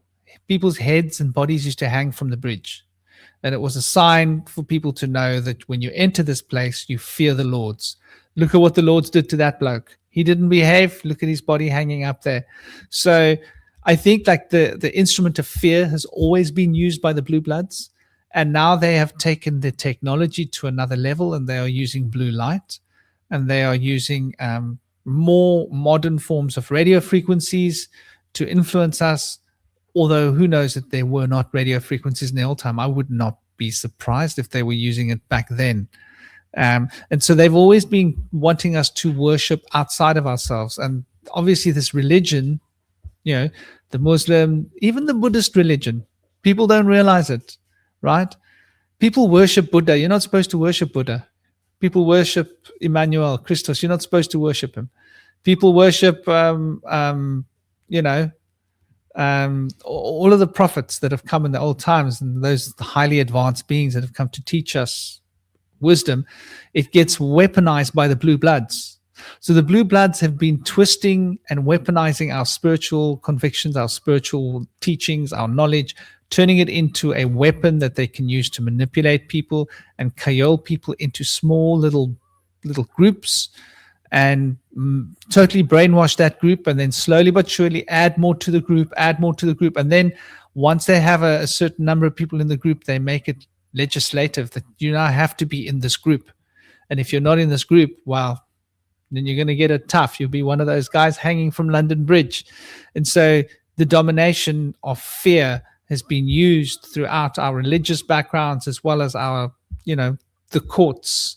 And it was this was why the dukes and the lords decided to start educating us, right? They wanted us to be educated. They wanted us to learn their laws in their places so that they could control us. And when we didn't do what they told us to do, they had a system of court. We had to go to court. We had to get representation. We had to represent ourselves in their courts. And they would then sit up on a high chair wearing all black as the master Saturn of time. And they would put on a wig, right? A big wig. And that would be representative of that they are now going into character of a deity, and they would pass judgment onto us. So I think this is not a new thing, and I think it sort of ties on to what you're saying quite nicely about the lords. We've always been lorded over since the beginning of time. So Sumerians were lording over us to get their gold.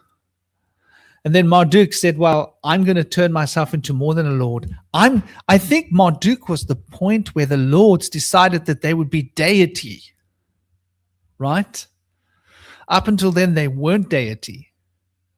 Hey, namaste, Zerilat. I hope your drive is sweet and peaceful. I hope your day in work goes well. So I think, like, you know, they were first lording over us as advanced beings. And then one of them decided, well, we've dumbed these guys down enough. Let me turn into God. And God with a capital G. And that's what Marduk did. And supplanted everybody else. Rewrote the history. You see? Rewrote the history. This is what they keep doing to us. The handbook that Marduk had, they're just refreshing that. And then at a later stage, Marduk was known in another name. And, you know, we've got all this repetitions of the same archetypal symbolism and information, and all these pantheons were created in order to confuse us so that we didn't know who we were talking about, so that we start thinking of it in terms of symbolism and symbolic. I think this was not an accident, right?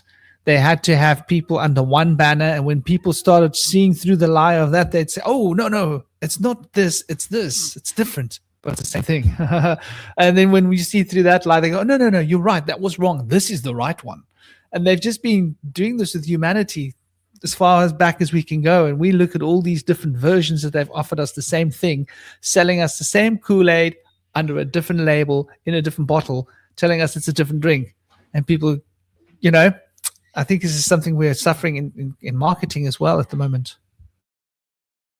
Yeah, absolutely. In my story, there's these two factions, which is one is the eye, which is this kind of all-seeing eye technology, this blue kind of light. But after the eye is kind of exposed, it's really the hand which has been controlling it, like the puppet masters, the sorcerers.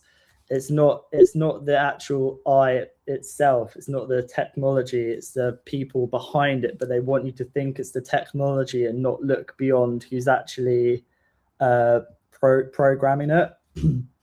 And yeah, I'd like to talk about monatomic gold and the dayat and deity, and the etymology of that, with like to die and death, and how that relates to dayat and data and deities as well. But yeah, you mentioned the blue bloods, which is interesting. It's like with blue light, blue light seems to like drain us, make us tired. So it kind of, the polarity is it extracting the red, which is the iron of our blood, or our energy, our ions. And when you mentioned worship, I was thinking of, instead of it being worshipping these beings like Emmanuel or Buddha, people should be aware of their ship, and the ship is an arc or a story or a store of energy.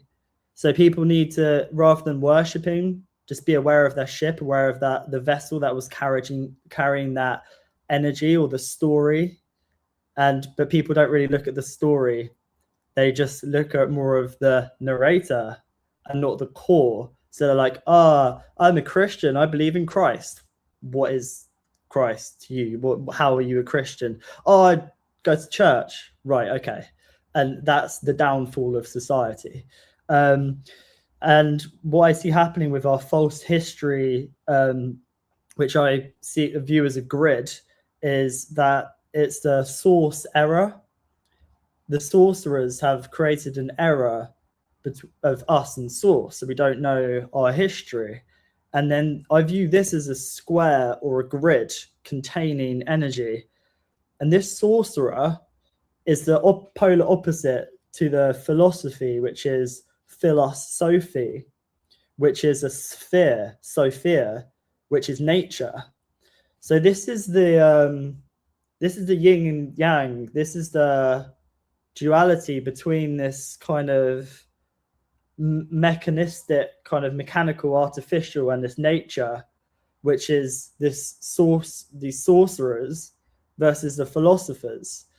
And there seem to be sorcerers governing us, and not enough people interested in their inherent nature, which is wisdom and philosophy. So yeah, I think we could uncover some interesting stuff by looking at the etymology of the Dayat and death. I don't know too much about Dayat. I saw it spelled Dayath, and I thought, oh, death, oh, interesting. And then it's an anagram of data as well. And then I've also read some stuff online which you can never be too sure about, but it's to do about knowledge and wisdom. But then you mentioned the eighth sphere as well. So I think all of these things are linked with deity, Dayat, data, die, and death. I think they're all linked, but I'm not really too sure about what Dayat is. So should we get onto that? Okay, yeah. So it's I believe in English we have words like Deuteronomy. There's a French version of the word Darth. There is a connection with not being alive. In the Kabbalah, we have the Sefirot, right? And there are the 10 Sefirot. And they're very clear that there are 10 Sefirot, not 9, not 11. Now, in New Age Kabbalah, right, like the youngsters have redesigned the Kabbalah, they try and make it with 11 spheres. And they want to give Dart its own sphere. It was very clearly not a sphere, but it's a quasi-sphere. So you've got these different levels of being. And according to the cosmology, okay, I'll try and keep this as brief as possible. According to the cosmologies, there was a fall. And when the Watchers, they took human form and they become degraded morally, spiritually, ethically, there was a fall from grace, and there was a disconnection between the proverbial inner heavens and the earth, right? And that bridge that was proverbially burnt or broken created an abyss.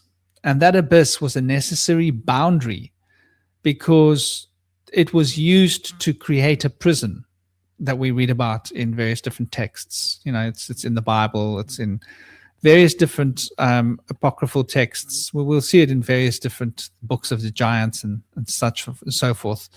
It's even in the book of Enoch. I think it must be mentioned. I know it's definitely mentioned in a lot of the others. Regardless, this discontinuity was created as a result of this proverbial fall, and Darth became a placeholder on the tree of life for where there is non-being and non-life, the forces of non-life. And so it's got a shadowy connection with the triple goddess, but specifically the third element of the triple goddess, the crone, where primarily the forces of life and the forces of purity, which is the mother, were the divine feminine. And when this fall came, the crone came into being, and this has got to do with aging, right? Before, there was youthfulness and maturity, and there wasn't people passing away from not being alive. Then there was the fall from grace, and there came death to human beings. At that point, we had to go through childbirth, and we had to die, and physical forms and aging, and Saturn ruled over us. But there was a time in the golden age when this was not the case. There was merely you were young and you became mature, and you lived on and on and on and on and on. Then this fall came, and from this fall came the third aspect into materialization, which is Darth, which represents the form of the crone, which represents old age and people getting closer back down to fall back into the underworld. And the cycles of the moon started to dominate Earth. Prior to that, the Earth was not dominated by the cycles of the moon in the way that the moon represents the birth and death. Life and death are the key words to the sphere of the moon. So Darth thus represents that the abyss. It represents the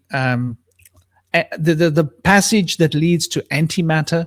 It represents the sphere that leads into the kingdom of the Qlippoth in the Kabbalah. And within the Steiner schools of thought, they speak about the eighth sphere. And the eighth sphere is what you'll hear about in other documents, where Shamyaza and his, the war of Shamyaza, where they were cast down and beaten. In some stories, it's Raphael, Auriel, Gabriel, Michael. In other stories, it's other beings, divine beings that come and fight against these evil giants and Nephilim masters to end the conquest of humanity at the hands of the giants on earth and cast them down into the earth. For the earth is rendered open, and they were cast into the earth, and a grave was made for them where they would be trapped for 1,000 years. This is the ancient story. So Darth thus becomes this division from the spiritual, from the physical, why they would a boundary was created between the two, and that boundary was a void, and that void is an abyss, and that is Darth. So Darth thus represents the beginnings of death. And it is conceived that when the Neshama becomes fully absorbed into our consciousness fields, that we will once again become one. And at that point, the tree will collapse into a trinity, into its polarity, without the requirement for all these different phases that work independently of each other. There will be a synergy where there will be the spiritual, the physical, and the movement between the physical and the spiritual, as opposed to now we have to have all these different gloves that we put on, and each glove represents a different aspect of the onion. And between each of those different bodies or layers, there's a layer of Darth, there's a layer of void, there's a layer of this negative existence. So we can think of Darth as being, if we're going to term it in terms of physics, antimatter or negative existence, and it leads into the eighth sphere. And this is why in the occult and the practices, the abyss is something not to be trifled with, because it's almost like an exhaust pipe for the universe. For the universe is churning, producing new life, and it's crunching the old life under the wheels of the orphanim, and that crunching of this old life becomes fractured and denatured, and thus has to be recycled to become once again the beginnings of life. And humans, we're not of this world. We come from the spiritual domain. And so we have it within us the potential to transcend this duat, this life, this death. And so it doesn't represent death specifically, but it represents the beginnings of death, if that makes sense. Like on a epistemological level. Well, death, it depends how, like, the definition of death, because to die is the beginning, it's not the end. The inversion is we're told to die is the end, but it's really the beginning. If you look at the etymology of the word die, in Chinese it's a butterfly emerging from a cocoon or chrysalis. Die or day in Latin are the same. You have Deus, which is God as well. So I think that when you were saying all of that, apart from the eighth sphere, I couldn't help but see the positives of the Dayat. I understand it's maybe like negative, I guess, but to be honest with you, like the negative, the underworld, the crone, like all of this, and you mentioned like Saturn as well, the abyss. I can't help but view all of this as positive, because this Dayat, or this death, which I'm just starting to learn about, is you say the 99%, the antimatter. Matter is just 1%, right? The 99 is the rest of all there is, and that's all energy or data we can bring into matter. So I can't help but view this as more of a positive, see the positive side of this rather than the negative. And because the whole story of us being like cast down into matter, into the material, it's, like people say it's a prison, it's a trap, we've dropped the fall, but I think it's a place for us to grow. Like we only come in here as part of ourselves. We have to find lost fragments of who we are, but that's to refine who we are. And if you look at it as if we were just constantly just alive, just living, just existing, and we didn't have that, if we weren't born and we didn't have that death, our perception of time would be completely different and time would become irrelevant. But I think we're moving through time. People see time as negative, but I see it as very positive, because it's like, oh, do you remember that time? Did you have a good time? Time just allows us to view reality at a slower pace. And I can't help but see this Dayat as positive. There are two of a Ramin, there are two heavens and two hells. Yeah. I mean, the Saturn moon matrix is quite interesting, because apparently the moon is kind of a reflection of the Earth, but the all of the Earth, like beyond the ice wall. And I was thinking recently as well, I had this kind of theory that perhaps this story of a cataclysm and the ark, which is just a vessel or a container, and this black cube, which now we have black cubes which hold data, that perhaps I'm still trying to work this out, but perhaps we're on the moon, and this is all a light projection, because it seems that way, that we're on the moon and this is all a light projection, and that basically there was a cataclysm and our essence was put into this black cube or container or vessel that contained the data of everything we are. But this data this vessel is just projected here and projected from the moon, because the moon ties into our subconscious, and that we are only part of our true essence or true self. And by going into the subconscious, we can connect more to of what we originally were. But because of this cataclysm that happened due to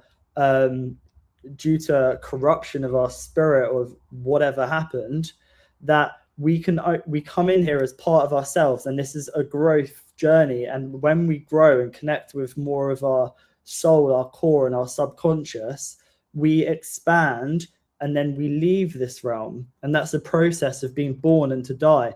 But this place here that people call a program, matrix, whatever, matrix in the negative, instead of it just being a womb, it's being corrupted, and we know that.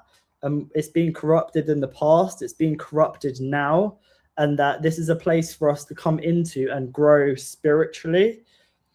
But there are beings that are in here, stuck in this realm, in this place, and that they can't leave this realm until they've grown spiritually, but they don't want to. That's why they're trying to hijack us and try and latch themselves into us. So that's just a theory I've been working on, but it kind of ties in with this Saturn moon matrix grid, because I view it as not negative. It's a journey, place to grow, but it's being corrupted, and we've spoken about that before.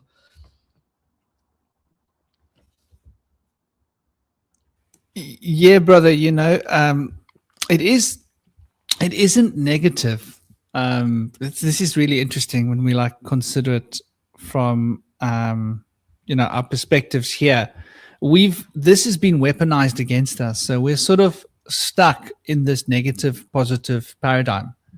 But I think how it's presented was that in the ancient times, human beings just lived. They didn't die. And when they chose, they just transformed their body into pure energy and went to higher realms of being. With no forgetfulness, with no need for reincarnation, no way to be trapped into this world through patterns and cycles. And then when this happened, this oblivion came into being. And Lethe, as she was known, would force people to drink from the river of forgetfulness, right? Which was one of the 5 rivers. Yeah. And this forced forgetfulness was necessary for people to forget the suffering of Saturn. This is why Saturn and time, so like you're saying, when time came into being, life became toil and suffering because of time's mechanisms and old age and all of this, and we would suffer. And but there was a time in a golden age, and the Vedas sort of also points us out, where humans didn't have to forget.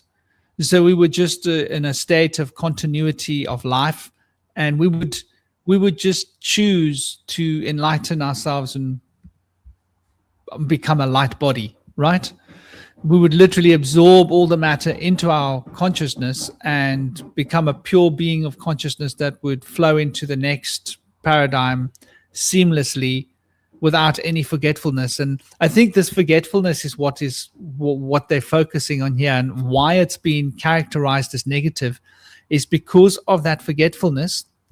We can get stuck perpetuating the same pattern again, life after life after life. And so, it was supposed to protect us from our suffering.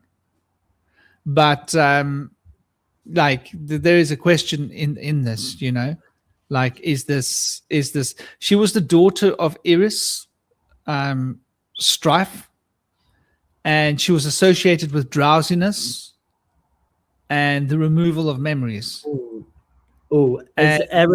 Is Eris also to do with a discord as well? Because I remember there was was it? There was a variant called Eris 2 days before the attacks in Israel, and Eris. These variants are just time variants. They're how they shift consciousness. All these names, Eris, 2 days later, Discord. No coincidence there. Yes, and you're completely right. This is why they use these names, Eris. And that's where we get the word to err is human, right? And this Eris is about discord. So because of this forgetfulness, we keep making the same mistakes. We come back to this world, we live our life, we try and avoid the suffering trap. And by trying to avoid the suffering trap, we create the suffering for ourselves, make the same mistake, and perpetually do the same cycles. And then we get taken out, we get forced to forget again, and we keep coming back again and again and again and doing the same mission over and over again. And we're like stuck records. Very often that is very much a part of what we're experiencing. So I think that whole connection has got to do with the da'at, which has got to do with the voiding of our consciousness and our consciousness being lost to us. And where Buddha, for example, if we look at like the cosmology behind Buddhahood is where one becomes consciously aware of the full universe, and one just consciously moves beyond the flesh, right? And in Vedic cosmology, we call this samadhi. And so the samadhi is to, like, the highest form of samadhi is to literally turn the physical body into energy and transcend with all full consciousness, memory of every moment. Sorry, did you say somebody, or did you say a different name? Samadhi. That sounds like somebody. That's what it is to become somebody. Samadhi. Yes, yeah. Samadhi. That's interesting, isn't it? Samadhi. But that is interesting. So I think like we've characterized this as bad because of the forgetfulness. And because of the forgetfulness, like if you forget the mistakes you made in your last life, you're more likely to remake the same mistakes. And so the whole way to get out of this trap, this is ironic, a big part of transcending the trap of matter. And let's not pretend that Saturn isn't a trap, right?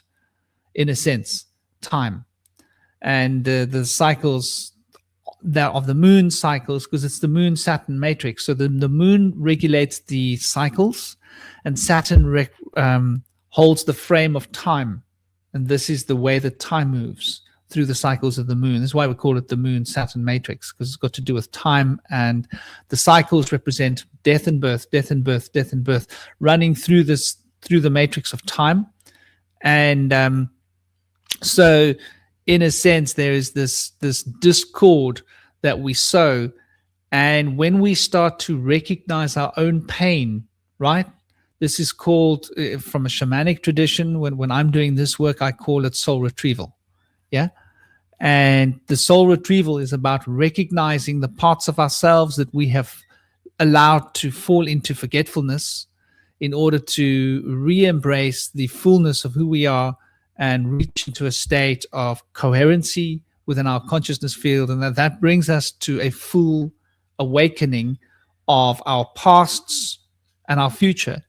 And in that state of awakening, where we're more able to recognize the errors that we've made, both in this physical life and in the previous lives. And by recognizing the errors that we've made, we start to recognize the patterns and cycles that we've been trapped in, and how time has elusively got us in its trap, and start to move towards getting into a higher state of awareness so that we're able to transcend the patterns of error, of Eris, right? Effectively, and enter into a conscious co-creation within the structure of reality, and find a level of being that is not contradicting the forces of life, that is not as this, what's this thing I've got here, that is not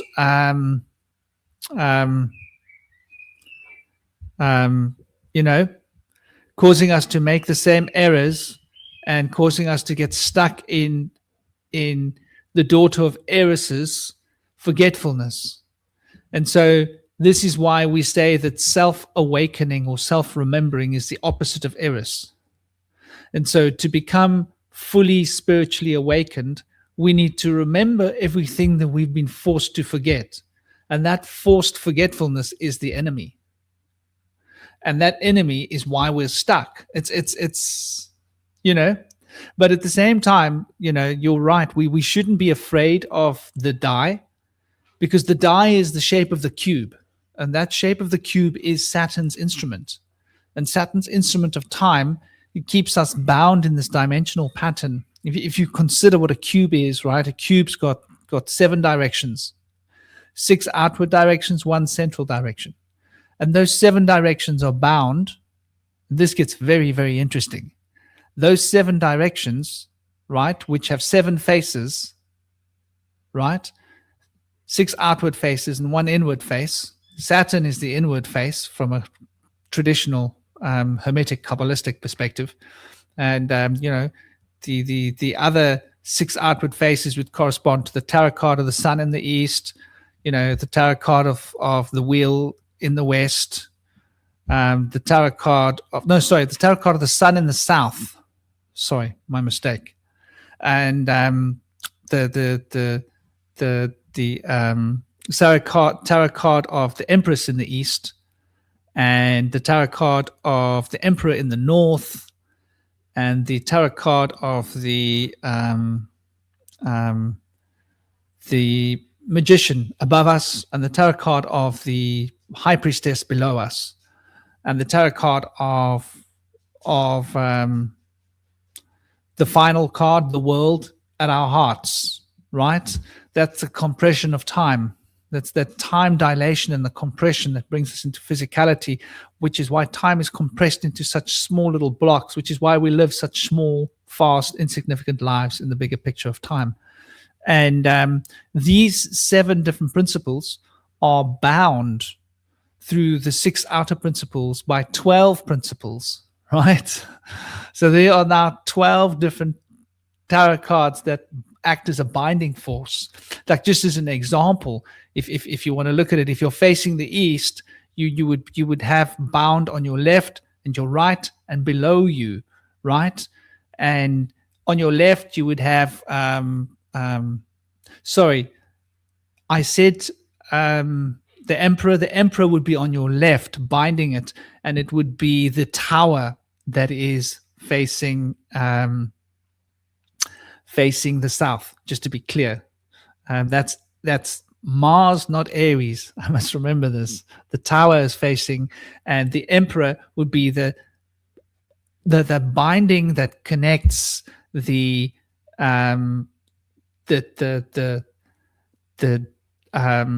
empress of the east to the tower of the north, for example, right?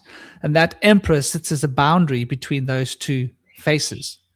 And then you would have the Hierophant on the right-hand side of the east as a binding between the empress of the east and the sun tarot card of the south. And so all the way around you would have these, in the same way that above you would have the Lovers as a connection between the east and the Magician.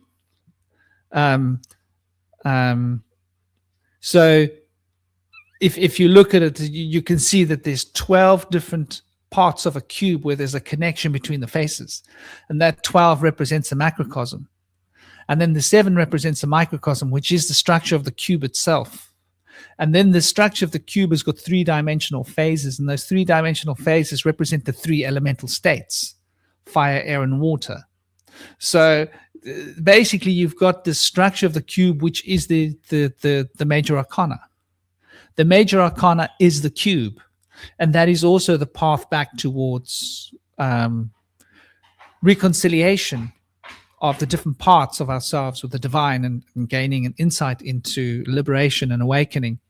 But so yeah, the cube is fundamentally what keeps us trapped in the physical domain, forcing us to forget that we are hyperdimensional extra dimensional beings that are multidimensional and stretch across space and time in the most incredible way. And that sort of dart is that boundary that keeps us locked in here, forgetting our true potential. I hope that makes sense. Trying not to get too deep into it.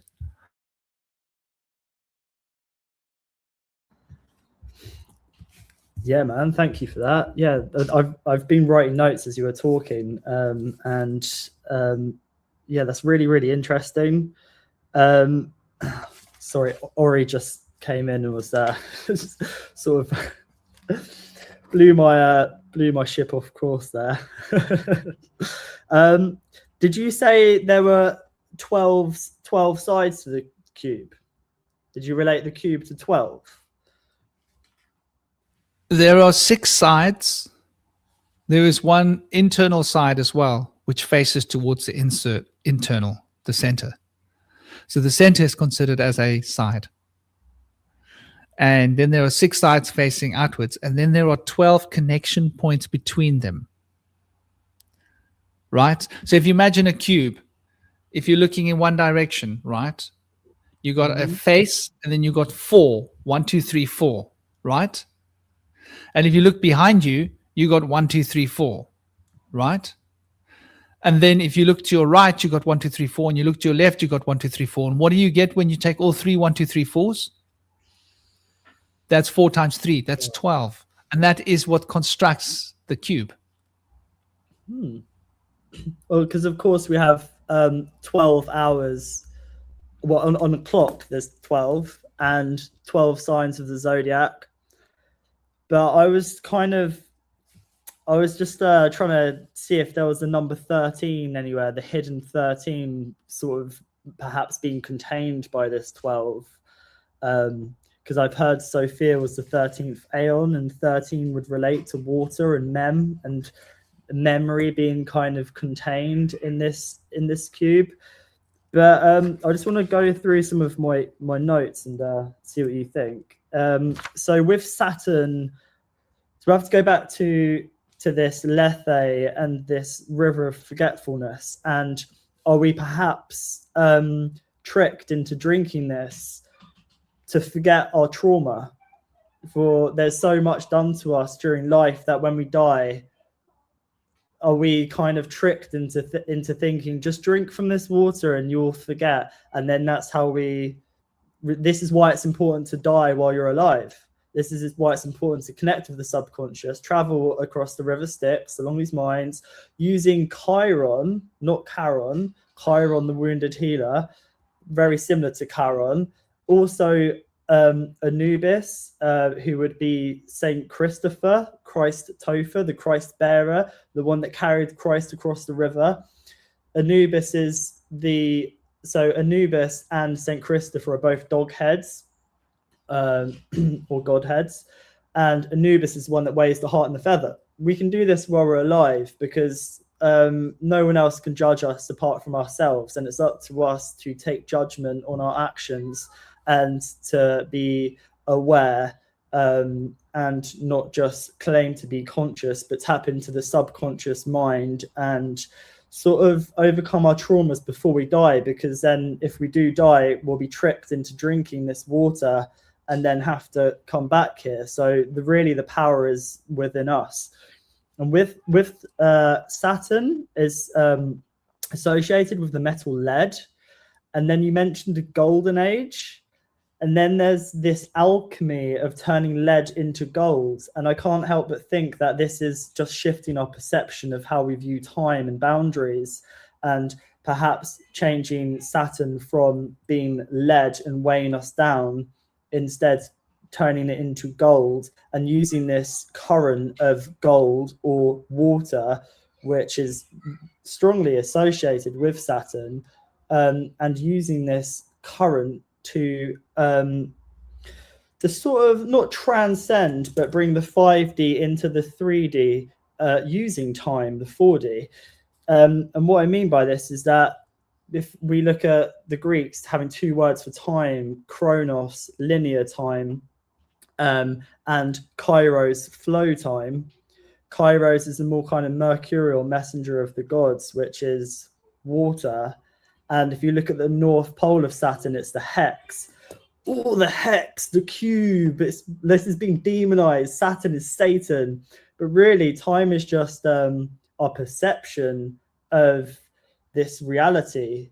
And where our attention goes, our energy flows, and our attention creates our perception. If our attention is going on that, oh, it's Satan, it's this prison, that is what it will become. But if we look at the North Pole, magnetic north of Saturn, it has a hexagram, which is linked to as above, so below, and also structured water or four-phase water, which is plasma, which is what coats our DNA.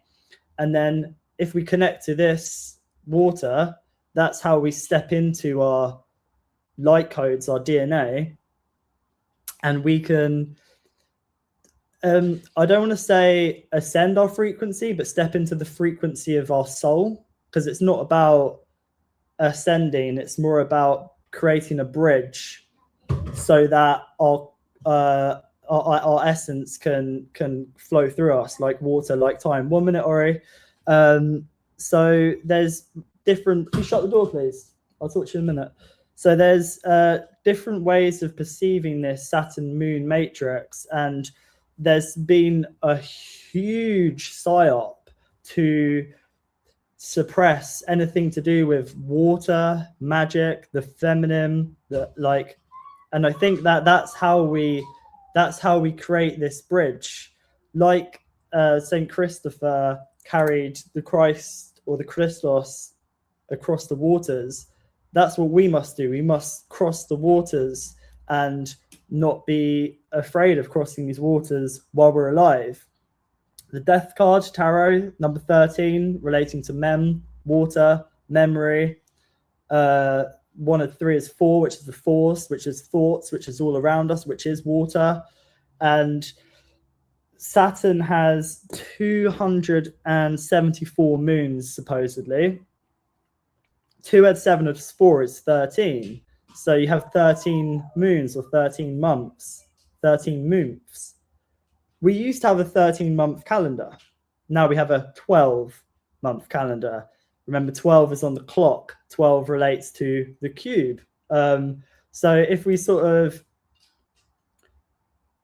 step outside of this cube, dissolve the cube, and understand what this 13 memory, the actual cycles of time should be, then our perception of reality changes, because there's so much done to contain us, like a cube does. A cube contains energy. And Orion, please can you shut the door?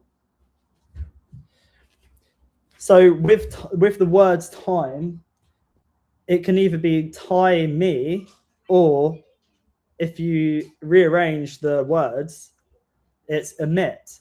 So time can either contain us, or it can allow us to emit. And when I say emit, I mean once our perception of time is changed and we start tapping into this Kairos opportune moment, central pillar point of time. If you look at the Axis Mundi, swastika, that's demonized because it's vortex energy. If you look at the hexagram being used by Israel now, that's the heart chakra. That's a vortex. This as above, so below is vortex energy. The vortex is a central point and it spins. They want us away from our center, and they do this by the north, east, south, west of the news, ripping us in all directions. And the news is a noose. And I wrote some words about that about the news being a noose and a massive psyop sucking the life force out of us, which before we leave today, I'll share that. But yeah, also water, I guess, is a boundary as well, because we have the firmament, which is a more dense layer of water. We have water all around us. There's water inside the earth, which is more dense. And we have the ice caps, which is, a barrier between us and the lands beyond. And we've been made to fear this water. We've been made to fear the firmament. We've been made to fear going into the depths of the water or the abyss or the unknown or the subconscious. We've been made to fear the ice caps melting. But these are just barriers. And once we have the knowledge to know that there is a ledge, to know the ledge, it's up to us with our intuition, which is this watery energy, which it is a boundary, but it goes beyond any boundaries. It's like the water is everywhere, up there in space, in us, out of us. Water is how our light travels interdimensionally, and this is why they're using water for data centers, and they'll be using it for quantum computing as well.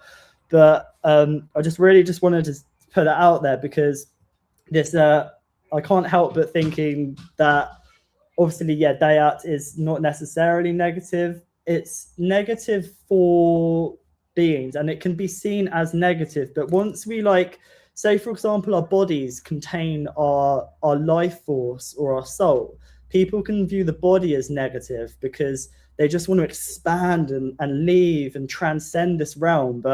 And that's like the 3D to 5D, this sort of, I guess, that kind of that escapism. But I like to reverse things. I like to kind of do a bit of alchemy, dissolve it, and then rebuild with my imagination and be like, okay, instead of it being 3D to 5D and us transcending, let's bring the 5D into the 3D, so matter becomes less dense like it used to be. And we do that by using the 4D time, Saturn, as a bridge. And that this bridge isn't just it's not a barrier.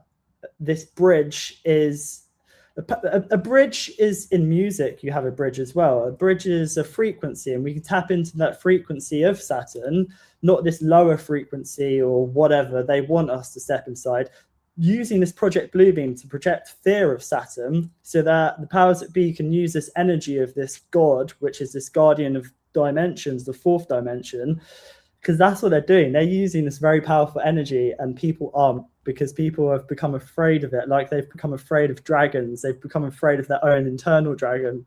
And therefore, that's how they take our energy, our life forces, by disconnecting us from gods.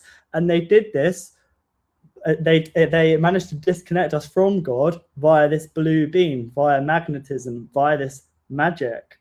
But so that all links together. So also, just one more thing. Some of Saturn's moons are named after nymphs, like Calypso, Telesto. Many of them are nymphs. And what is a nymph? A nymph is related to fresh water. What is fresh water? Fresh water is spring water. It's fresh energy. It's imagination. It's spring water, structured water too. It's this hex. That's what atomically what it looks like, a hex. So this hex relating to the magnetic north of Saturn is this watery, fresh energy. And I believe that there's a reason it's being used by people in Israel today. Like, this other vortex was used by the Nazis back in the day, because this is very powerful vortex energy that we can all use. But unfortunately, these symbols and language and myths of all planets, whatever, have all been used they've been hijacked and demonized. And that's the inversion, because they stop us using it, and then the powers that be use these energies for themselves. That's why they're sorcerers. Yeah, that's very interesting. And you mentioned the alchemy of gold and lead, and this ties into water and gold, interestingly enough. It's a hermetic notion that all things are essentially the same thing, but operating in a different way, on a different frequency, with a different vibrational field. So the idea is that the entire periodic table is just one thing, and that from that monad, that one thing, springs the multiplicity. and the multiplicity is different vibrational fields of the same thing. So what that means is that water is something else. This is how the field of correspondence comes into being. Why there is a correspondence between water and life, right? Why there is a correspondence between gold, right, and the action of life that releases the energy of life. So you could think of sunlight. Here's a thought. So these notions are that sunlight is one particular frequency, right? But if you can slow that frequency of sunlight down and keep slowing it down, it will become gold, right? But sunlight is a different frequency to thought. And if you could slow down the frequency of thought to get to a particular pitch and harmonic, it would be sunlight. And water is a particular frequency and pitch harmonically, but it is also life, the very principle of life, which is thought, which embodies life, is water. That's why we can reflect. And that's why the idea of reflection is the idea of thinking, and that is water. I see you. Diggy, diggy, diggy in the background there. Hey, we can see you, bro. Hello. So the idea of they're off out in 2 minutes. So yeah, I'm not sure how much time you. No, they're off out in 2 minutes. I'm not sure how much time you have today, but I've got to go as well quite soon. I have you. Okay. Yeah, brother. So just the idea that water is a different frequency of thought, and the prana and gold are a different frequency, but they're also connected to water. This is why like life is coming out of water. And so lead and gold are different harmonic pitches and frequencies of the same thing. So the idea is that within your consciousness, you can change and transmute your consciousness from one element to another element within your consciousness. And so the metaphor stands true as a symbolism, but the symbolism is also physical. What a thought.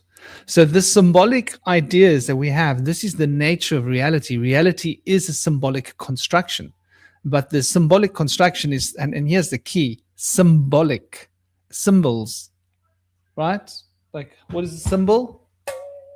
Symbol, symbolic, vibration, pitch, harmonic, sound. So these frequencies of sound being changed produces different reactions, and those reactions we call different grades of matter. So the idea of actually producing gold out of lead from the ancient alchemist perspective was the test for monatomic gold when it was correctly made.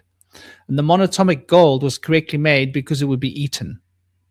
But it wouldn't just be eaten. Monatomic gold can change the gravitational field of things. It can take something let's say you want to build a pyramid and you want to be able to levitate these big chunks of rock, right? How do you do that? Well, monatomic gold would be how you would change the mass. You would get like a 100-ton chunk of rock, and you would say to your 3-year-old, would you move that rock to over there? And the 3-year-old would just gently push the rock, and you'd have your little kid moving the 100-ton piece of rock 20 yards, and it would be playing with it like it's a kite or a thing, on a string balloon. So this monatomic gold, this almost can do this, but it can also be ingested into the human system, and monatomic fibers of gold can become embedded within our DNA, right? And then when it becomes embedded in our DNA, the DNA doesn't wear out. The cells don't pass away, so the cells can last long. So you could eat this almost and extend your physical life to thousands of years, because your cells get born, they pass away, they get born, they pass away, but you would be arresting that process if you had monatomic gold in your body, because there would be no reason for the cells to degrade. What a thought. So the eating of this ormus was a big part of the ritual, and we call it the manna from heaven. There were times when it would fall out of the sky. And this manna from heaven was manufactured alchemically. However, it's also related to the Holy Grail. If you made it wrong, it would stop you from being alive. So the only way that you could test that this was the true manna, that you had manufactured correctly, your ormus, your monatomic gold, was if you had it and you did a certain process with lead, the lead would become gold, because that ormus was able to change the molecular frequency and the atomic frequency of lead so that it became gold. So there's like this alchemy goes into the psychological, psycho-spiritual, internal alchemy, but it's an outward. This is why magic exists, why we can change the physical world with our alchemy and produce magical spells that can also change things, is because of this field of consciousness, and that everything is made out of consciousness. This is something that I've been saying for a long time, and I don't think people grasp it. Like, this is consciousness, this is consciousness, this is consciousness, these thoughts are consciousness, these feelings are consciousness, and it's just consciousness slowed down to a different frequency of harmonic pitch. And so it now becomes a solid chunk of consciousness, and it seems separate from the rest in this field of consciousness. But effectively, this is like the hermetic idea behind the alchemical transformation of metals, as well as the internal transformation. And in order to be able to do the physical transformations, one has to be able to reach a high degree of internal transformation. And once that internal level of transformation is high enough, one would then be able to use the physical gold to generate ormus in order to inject it into one's body or eat it, and thus produce the potential for much longer life without the loss of memory in that river, right? And without the loss of memory, one would be able to gain an exceedingly large amount of knowledge and wisdom, and one would live for thousands of years. So anyway, those are a couple of ideas. I'm going to not say anything else. I'm going to let you tell us what your last thoughts are, your last ideas. Clear your mind happily. Don't rush yourself. What else would you like to share, brother? Yeah, next time I think we should go or start off with monatomic gold, because I've got lots of stuff written down from this previous week about that.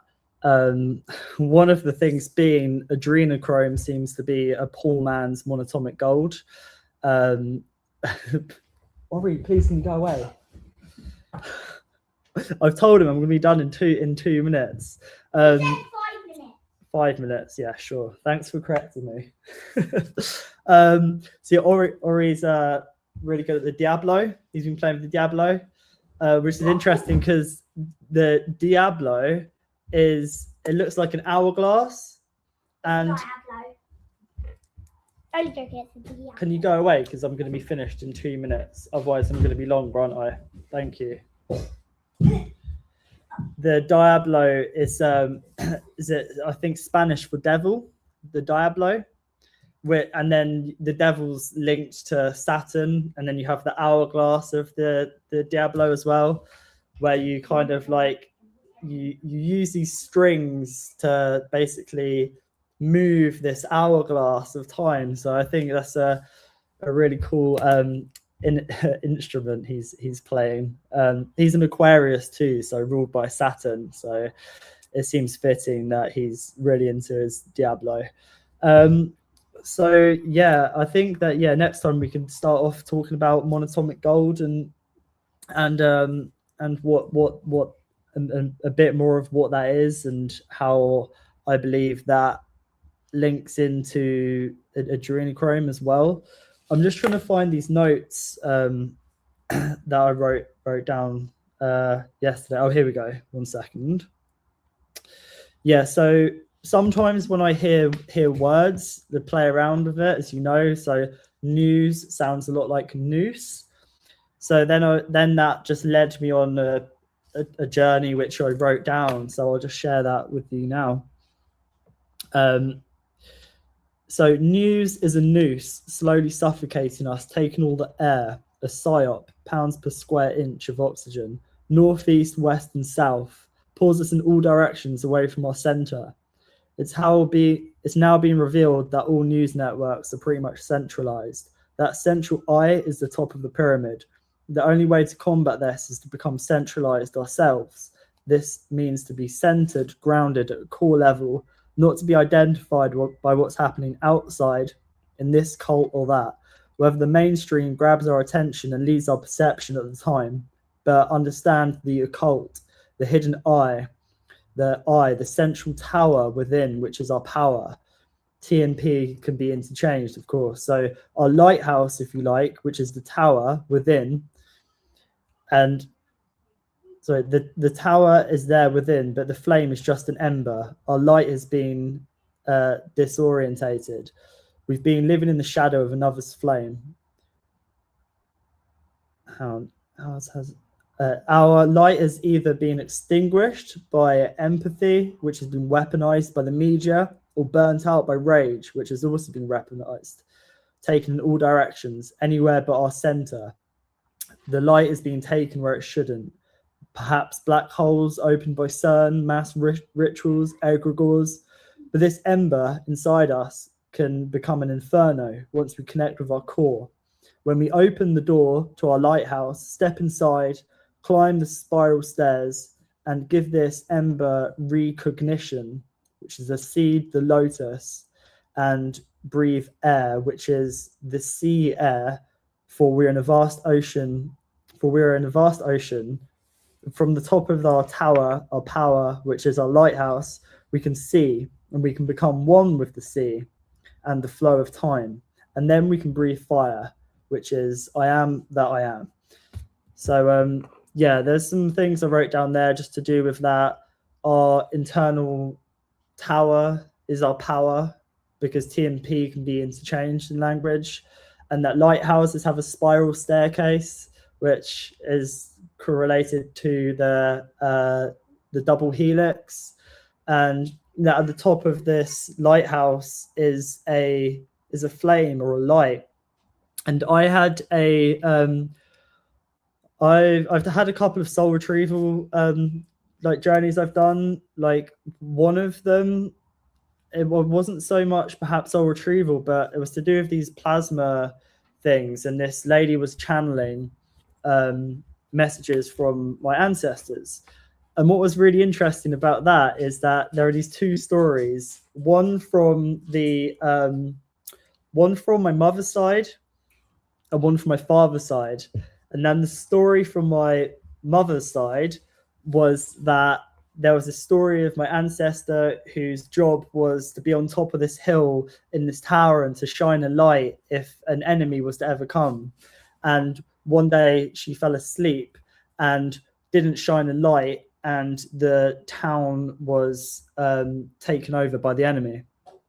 And then on my father's side, the person didn't know this, but I was born in Penzance, Cornwall, in England here, and my dad was born in Newlyn, the town next door, which is a fishing harbour town.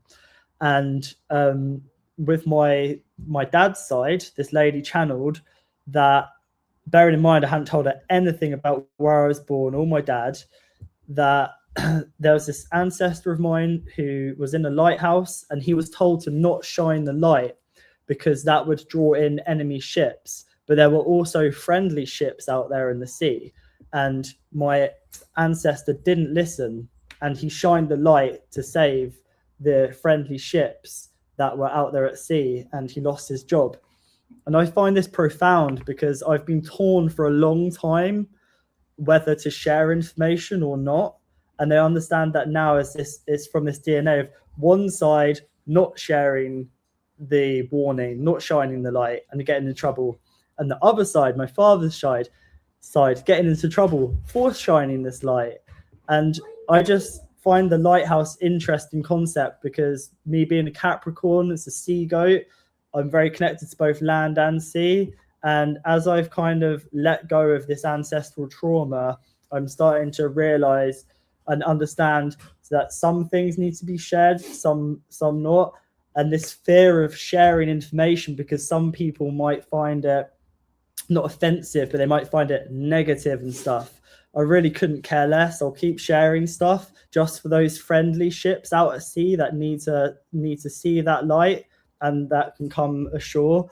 And I've always had this kind of scapegoat energy and always vibed with the scapegoat, which of course is Capricorn, the goat head.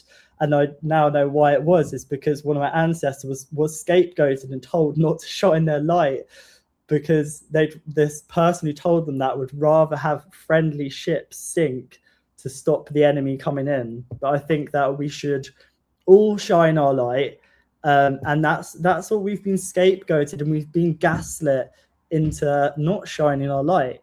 So perhaps next time, Franklin, we can get into alchemy and the extraction of the oil from a plant, which is the extraction of our Christos, or our consciousness, or our Sophia, divine spark, wisdom, because we are the plant, and how this ties into adrenochrome, monatomic gold. And yeah, so perhaps we can get into that next time, what kind of alchemy is symbolically. I know you just spoke about it, but there's so much more we can go into with that, and how that we can kind of help shed our layers, which is trauma that has been put up, that would basically make us come back here and relive, because lots of us have trauma, and that when we pass on, we'll want to forget this, so therefore we'll drink from that water. But how we can alchemize and dissolve these walls we've put up so that we can connect to our core and actually allow our light to shine, and not rely on the external light, which is this false light, this false information that we've been fed for such a long time. So yeah, man, it's been a great conversation today. Thanks everyone in the chat who's joined us. Are you around next Tuesday morning? Yeah, I reckon we can do it next Tuesday. Should be okay. Keep your voice. Yeah. So today with the galactic calendar, the throat chakra today, and it's a blue monkey ruled by magic, which is interesting. Esme brought me the calendar for my birthday in January, and I haven't really looked too much into what it is. I've only just started using it. Which one have you got? Have you got the dream spell, or have you got these are the Mayan calendars? Yeah. I'll go get it. There are two different ones. There's the dream spell, and then there's the old classical, this was really popular a couple of decades ago, or maybe about 3 decades ago. It was really popular up until 2006 and 7. It started to lose popularity. By 2012, it got sort of forgotten. But it's like some really nice information out there. So it's the galactic calendar, a multi-dimensional experience of time. So I'm not really sure which one it is. It's this is the front of it. Okay. This is. So I'll go on to today's day. It's the galactic moon of integrity, February the 7th through to 6th. And then, yeah. So today, February the 18th, is the throat chakra, blue rhythmic monkey guided by magic. It looks like the dream spell. It's hard to say if the image is not clear, but it looks like the dream spell symbols. Yeah, man. So there's a lot of interesting. So I've taken a couple of notes down when you were talking, and we can try and remember to keep that focus on. I want to talk about the center. Like, people don't realize the word center and its connection to Sagittarius, the centaur, Jupiter, Yeah. and how this is like ingrained within. Those of you that don't know, the centaur is the arrow, the archer, and he's shooting his arrow at the center of the galaxy. That's what he's aiming at. Galactic center, the centaur. And Jupiter is Zeus, the principle of expansion. So what he's saying is that the universe is expanding from the center of the galaxy outwards. That's Jupiter. That's Zeus. That's Sagittarius. And the sage is somebody that can appreciate the center of the galaxy's expansion, and that this is an expansion of consciousness, which comes from the center of the galaxy, which is how we, come to be here. So I think that's also, we'll add that to the agenda. But thank you, dear brother. It's been an honor as always. We almost reached 3 hours. I don't know how we did that. We were supposed to be an hour and a half, but that's what happened. Much love to everybody in the chat. I hope you guys I hope you guys got what you came for. I hope you enjoyed the conversation. Dear Vincent Otigalili, sorry you came a bit late. Hey, Astara Lee, namaste. How are you doing? Sending you much love. Natalie and Tomru and Howard. I think Howard might have left. And everybody else, it was here. Was Gaz here? Did I see Gaz here earlier? I didn't see Gaz here. Hey, namaste, Jim. How you doing? I hope you enjoyed. Sending all of you guys big love, big blessings, peace, honor, respect. Take it easy. Keep your smile alive. Don't forget, life is short, so make the best of it. And by doing that, you can extend the presence of your life to be beyond this time. Big love, big blessings. Om Shanti, Namo Narayan, and Happy New Year to all of you guys. The fire horse, the horse of fire. Horses represent personal power, represent how we put our personal power into action, how we externalize that which is within ourselves. A horse is also a symbol of movement. It's of journeys and of travel. Horses were considered the most important thing in warfare in the ancient times, hence power, hence the ability to assert your will. So the idea of your personal will and horses are very fundamentally connected, because a human's will to be anywhere they wanted to be was substantiated by the presence of horses. And they also represented, worked very closely with Mercury. You mentioned Merkaba earlier. Mer is water, means the sea. It's the old word for the word sea, and the Kaaba. And so Mercury literally comes from the roots of the word mercantile, which has got to do with courier. The word courier has got etymological connection to the word Mercury, right? And so that's Cura as well. Cura. Yes, a curio store is where you get stuff from travels. But the curio had to be couriered across the ocean. And the mer is the ocean. The curia is the curiosity coming in, bringing curiosity from other places here, information, trade. And so the Mercury is the administrator of the maritime. And the maritime is the proverbial ocean. So that idea of Mercury being connected to travel is over the sea. But travel over the land, that was Zeus. That's Jupiter. And that relates to the fire horse. And that relates to the personal will as opposed to the external will, right, of kings and queens, Mercury. So you were going to say something, brother? Well, I just want to say that the fire horse is Sagittarius too, because Sagittarius is the centaur, the horse, and it's a fire sign. So it's just interesting. I don't know if you wanted to talk about Sagittarius because we've just gone into a fire horse, but it seems that aligns quite nicely. So, exactly.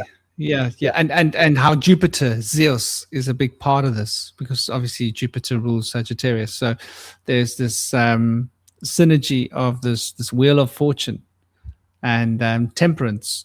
Actually, this relates to also the suffering that river is trying to make us forget. So we will probably pick up a lot of the pieces from this conversation and continue it forward, if we can remember.